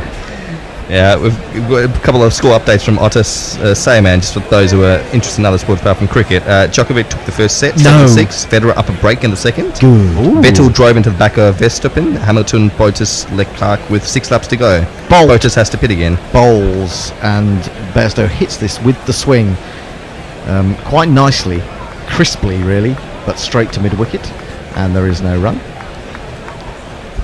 It's a very interesting start this has been, as it was really to the New Zealand innings. I think that there's been helpful conditions to the bowlers all day really. When it stopped swinging and moving off the pitch has just died a little bit, so it's been difficult to play fluent strokes. Yes. I would say you can't trust it 100%. No. Bolt in again to Bairstow, and Bairstow, oh wow, I thought he'd been bowled by that, but actually it just hit him high on the thigh. Again it came right back into him, defeated his shot. The ball rebounded away to first slip, and there is no run. Rich Clark has got some perfect tactical advice. On holiday, tactically told my wife that I would look after my son so she could have a nap in the innings break. Now sitting on the sun lounger with a glass of wine while she's running ragged by him, cashing in for the next hour. Oh, that's crafty. Did you make sure that was during your son's sleep time? Very. Hope she's not listening. Very good. Bolt in again to Bairstow. Bairstow drives. He's going to get runs here. He's pierced the field on the offside, and that is going to run away towards the grandstand for 4 runs.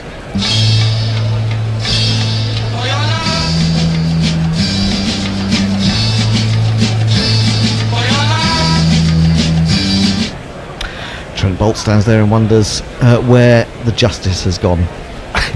It's a bit like Fido Dido, doesn't he? Trent Bolt know who with Fido his hair. Dido is. You know the little character for 7-Up? The little cartoon character with his hair sticking upwards. Like his face has been caught in a lift or something. You've been working in advertising too long. Ain't that the truth? Yeah. Bolt, short one. Bairstow ducks underneath it. Through the keeper it goes. There is a man at a short backward square leg, I would say. Or perhaps you could argue it's a leg gully, but quite square. And that's for the one that he just clips with the swing off his legs. Johnny with his bluely branded... Yeah, bluely branded Grey Nichols. Yeah. It's nice. And his nickname is Blue, isn't it? Bluey. Well, his dad was known as Bluey. Yeah. Bolt in. Oh, big full toss driven, and that will also run away for 4. Didn't get the length right there at all. Did get some swing, but it wasn't enough, and that is another boundary. England moved to 24 for no wicket. Roy has 13. Bairstow with that shot goes into double figures. He has 10 from 13 deliveries. 1 ball remaining in Bolt's third over. That's how you play full toss. The Kiwis should be watching this from a left quarter. Yeah, it can take you by surprise, the low full toss, can't it? But it can. That one was right in the zone for him just to guide effortlessly through the covers. Yeah, it does. I mean, it disrupts your rhythm a little bit, doesn't it? And you can be late or a bit early on it. Bairstow now 506 runs in this tournament. Defends the next ball from Bolt, which is the final one of the over. He's now bowled 3 overs and has none for 16. Parks. My innings breaks gave me some time to whiz the motor down to the car wash and pop some more washing on the line. Rock and roll Sunday. Yeah, more of your Sunday stories here, please. Later. Jeff Perkins is apparently, thinking about creating a jingle, which no one will know what to look for or find. But there's a bit of commentary going. We should try to find it and demand and play it. But if you know which jingle it is, what? Let us know. If there's some random jingle in there, which would be pretty funny, we'd be happy to play it. Or have you just sent it? Are you just saying you've sent it to our jingles inbox? Is it something about like nothing's happening or there's no jingle for this or something? Is that the one? It could be one of those conundrums. I saw that recently. Lost levels in Mario where you can't really find out which one it is. Henry continues, 2 slips. He bowls to Roy, who thumps this off the front foot up to mid-off. There is no run. Leah just with I wouldn't let Lockie play with my balls. Porn stashes are a no-go. Fair point. We're looking at the fan zone at Trafalgar Square, London. It looks like there's a good crowd turned out there, which is great to see. The deck chairs are on display. There are a lot of people standing at the back in front of the National Gallery, isn't it? National Gallery? It is National Gallery. And Portrait Gallery, isn't it? Portrait Gallery, that's the one. Driven slightly airily, but finding the gap again. Lovely shot by Roy, and that runs away in front of the mound stand for 4 more.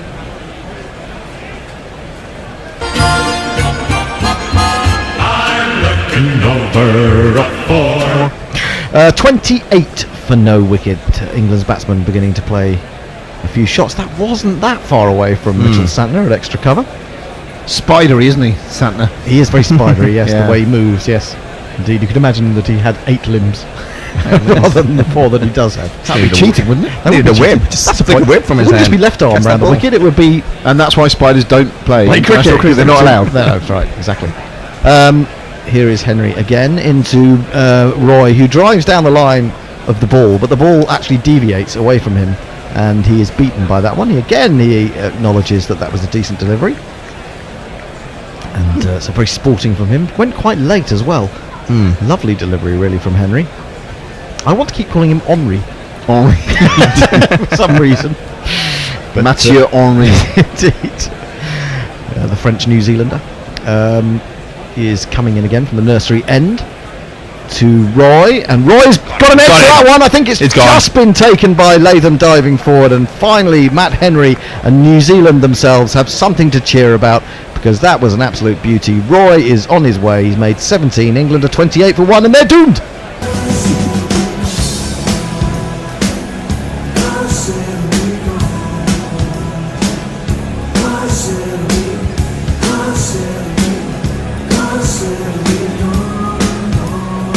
These really are good bowling conditions, aren't they? That's found quite a significant edge, and it's just reached Latham as he gets his gloves underneath that one. But that previous ball that he played out, and you're playing hard out in front of your pads. That's not the way to play on this pitch either. You've got to play it under your nose. You've got to play it Kane Williamson style.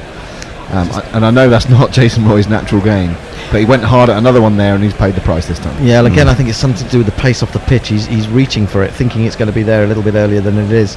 Anyway, he bumps gloves with Joe Root as he comes into the long room. Joe Root disappears from the long room, and that'll be a big disappointment from Jason Roy. But of course, he could have been out first ball. He got away with one a little bit. Yeah, and Root is on his way. His voice is high-pitched and ginger hair like a picked, but massive runs he has hit, so there's that. Introduce yourself. Joe Root. Introduce yourself. Joe Root. Introduce yourself. Joe Root, actually. It is Joe Root, and he was being interviewed before the start of the play today, and I'm not sure what's gone on with his hair, but it honestly looked like someone had taken the thatched roof off a cottage, dyed it bright yellow, and stuck it on his head. Very strange. It's adding a bit of colour to the miserable day in weather outside. Well, I suppose so. Colour, yeah, but it was the texture of the hair that was so disturbing. These are the ones that you want to stand out in a World Cup picture. If you're holding a trophy, you want to be the one that stands out. Oh, I see. Yeah, possibly. That could be part of it. Yeah, it could be it. Or it could just be a lot of product. Could be. TV umpire. So Roy isn't the smartest in the England lineup. Who is? I'd go for Root or Morgan. Let's see how they bat here today. And I like this one from Ravi Nair. I wonder if Bolt's dressing room nickname is the same. That deserved a laugh. Don't get it. Henry into Root. This one moves away from him down the hill. He gets enough bat on it to jab it into the offside square, and there is no run. Usain Bolt. So you got Bolt. Oh. And his dressing room name was Usain, which would make it Usain Bolt. Oh, I see. Yes. Okay. All right. I'm with you now. Excellent. Just about. Good catch by Latham, picking that up off his toes, really. It's, again, it was. I mean, it's sort of a bit of cross-seam delivery that just seamed off the pitch slightly, and the footwork wasn't as strong as it needed to be. Bowls to Root again. Root is forward to this one, and pushes it back to the bowler. Henry then striking first, as he did against India. Is that another of the many omens that we keep seeing in this game? 28 for 1 after 6. New Zealand made 241 for 8. Well, New Zealand have definitely deserved that wicket. Yeah. Been a bit unlucky that first ball, really, not to get Jason Roy off. It was a very marginal call. Got away with it that time, but he didn't get away with one that he pushed very hard at in that over. Now, I was curious, as Jason Roy has gone off, Aleem Dar, who presumably is the third or fourth official, I imagine, standing just the other side of the boundary and is saying something to him. Saying something like, don't be a prick. Exactly, yeah, check your attitude. I didn't see anything wrong with his attitude there. Did anyone see anything wrong with that? Bolt bowls to Bairstow. Bairstow drives, lovely fluent shot, but well fielded by Williamson up there at mid-off. Yeah, I'm not sure what that was all about. Seems unnecessary. I imagine it's more he's probably due to come out to talk to the umpires and happened to be in the boundary. Is he just saying bad luck? I wouldn't say that to Jason Roy. He's saying, I should have suspended you even to score more than 17 runs. It looked rather schoolmasterly the way that Aleem Dar addressed Jason Roy there. Yeah. So you look, just check your behaviour, rein yourself in. Bolt bowls comes off the thigh pad of Bairstow. He's looking to turn it into the onside, but there is no run. Bolt none for 16. He's into his fourth over now. Racing in. He's got a quick run up. Everything he does is quite quick, isn't it? Quick arm. The arm is quick. It's and he gets that lovely swing. He's a great bowler to watch. Really is. He is now scampering in once more. Bowls to Bairstow. Bairstow lets the one pass. It swings down the leg side. That will be a wide. Good work by Latham diving away to his left. Wide. So that there's nothing more than one wide. I'm going to move to 29 for 1. A couple of his deliveries have done more than he was expecting as well. The one that sort of nutmegged Jason Roy earlier on and almost bowled him, but it did way too much. It was actually quite a way down the leg side by the time it passed. He'd like that one to have started around about just outside off stump, wouldn't he? Yeah, but it never works like that, does it? It never Not often. He's in again. Bowls to Bairstow. That's a lovely ball, but it's also well hit by Bairstow, who then just strolls down the pitch after dismissing that through mid-on, all the way along the ground for 4.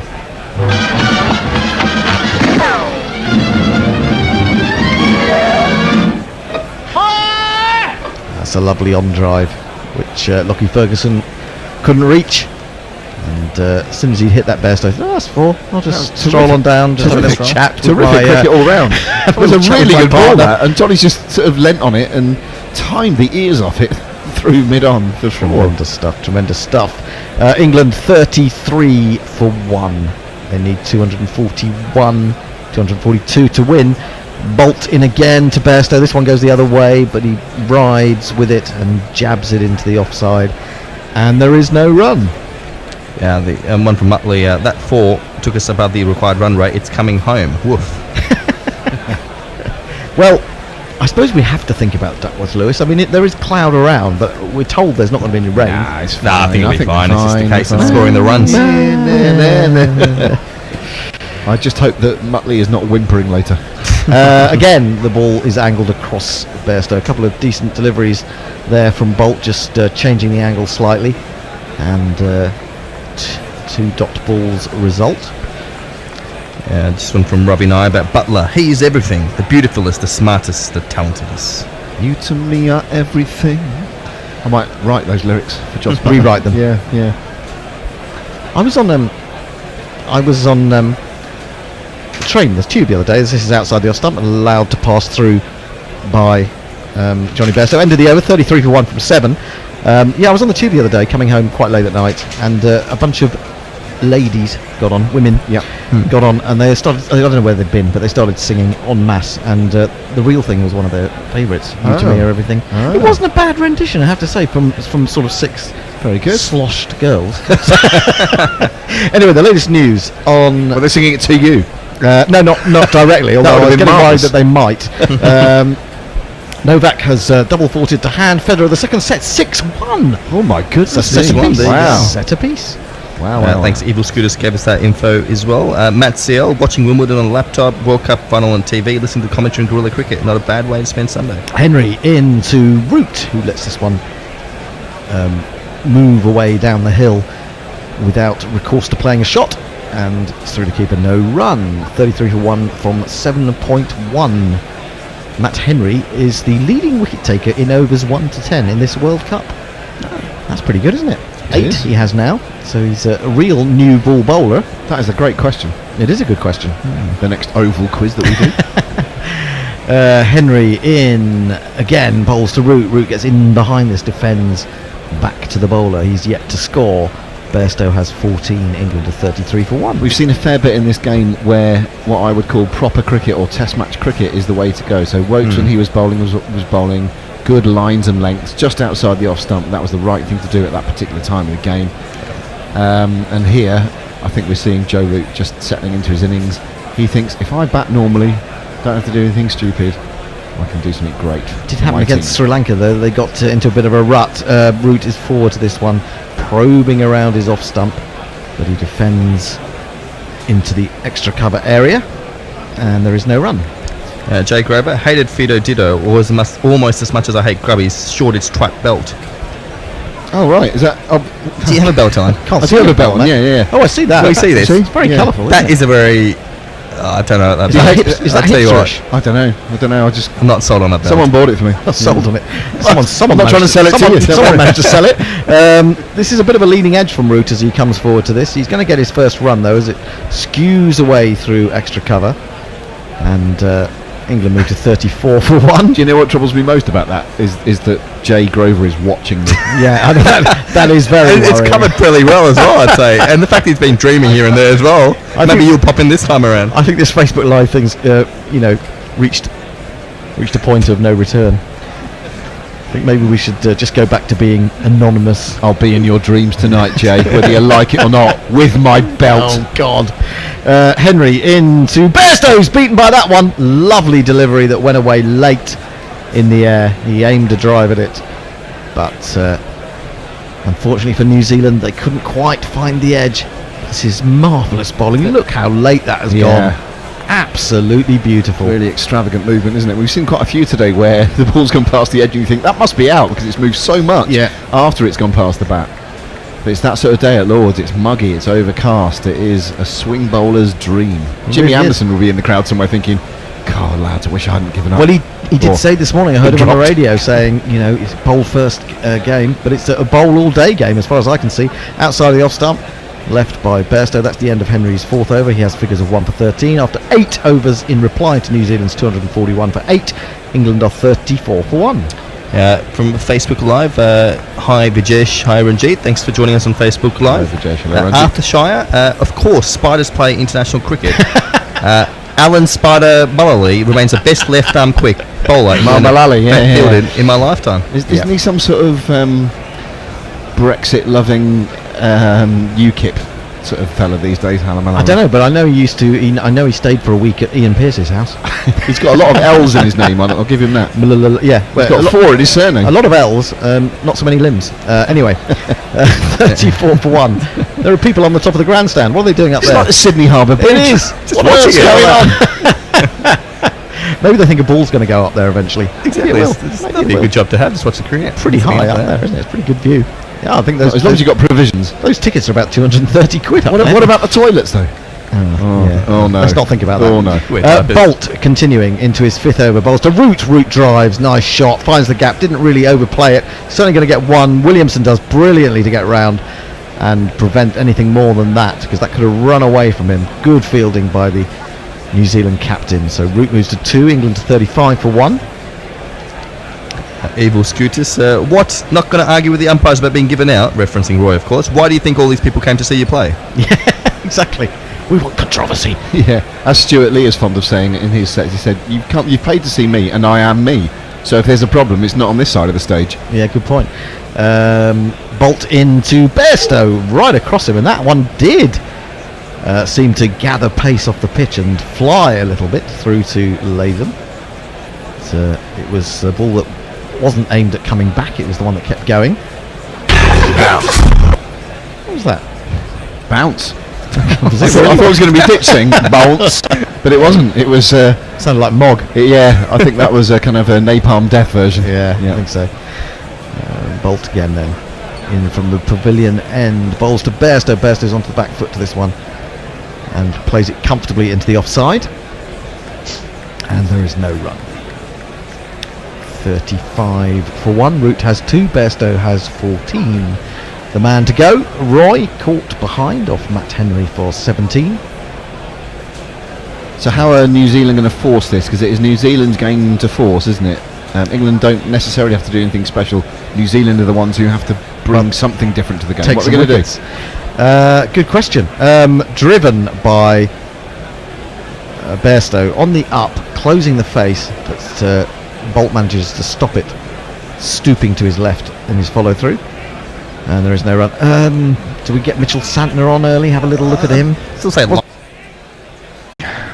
was it? Which bastard called me a bastard? I love that. That's the line I woke up to this morning. Yeah. That was a Sledge from the Bodyline tour, was it? Yes, it was. Yeah. Who said it to who? Hang on. Douglas Jardine actually complained that he complained to the Australian captain, whose name I can't remember. Woodfall, was it? You'll remember better than me. But it was. He said, one of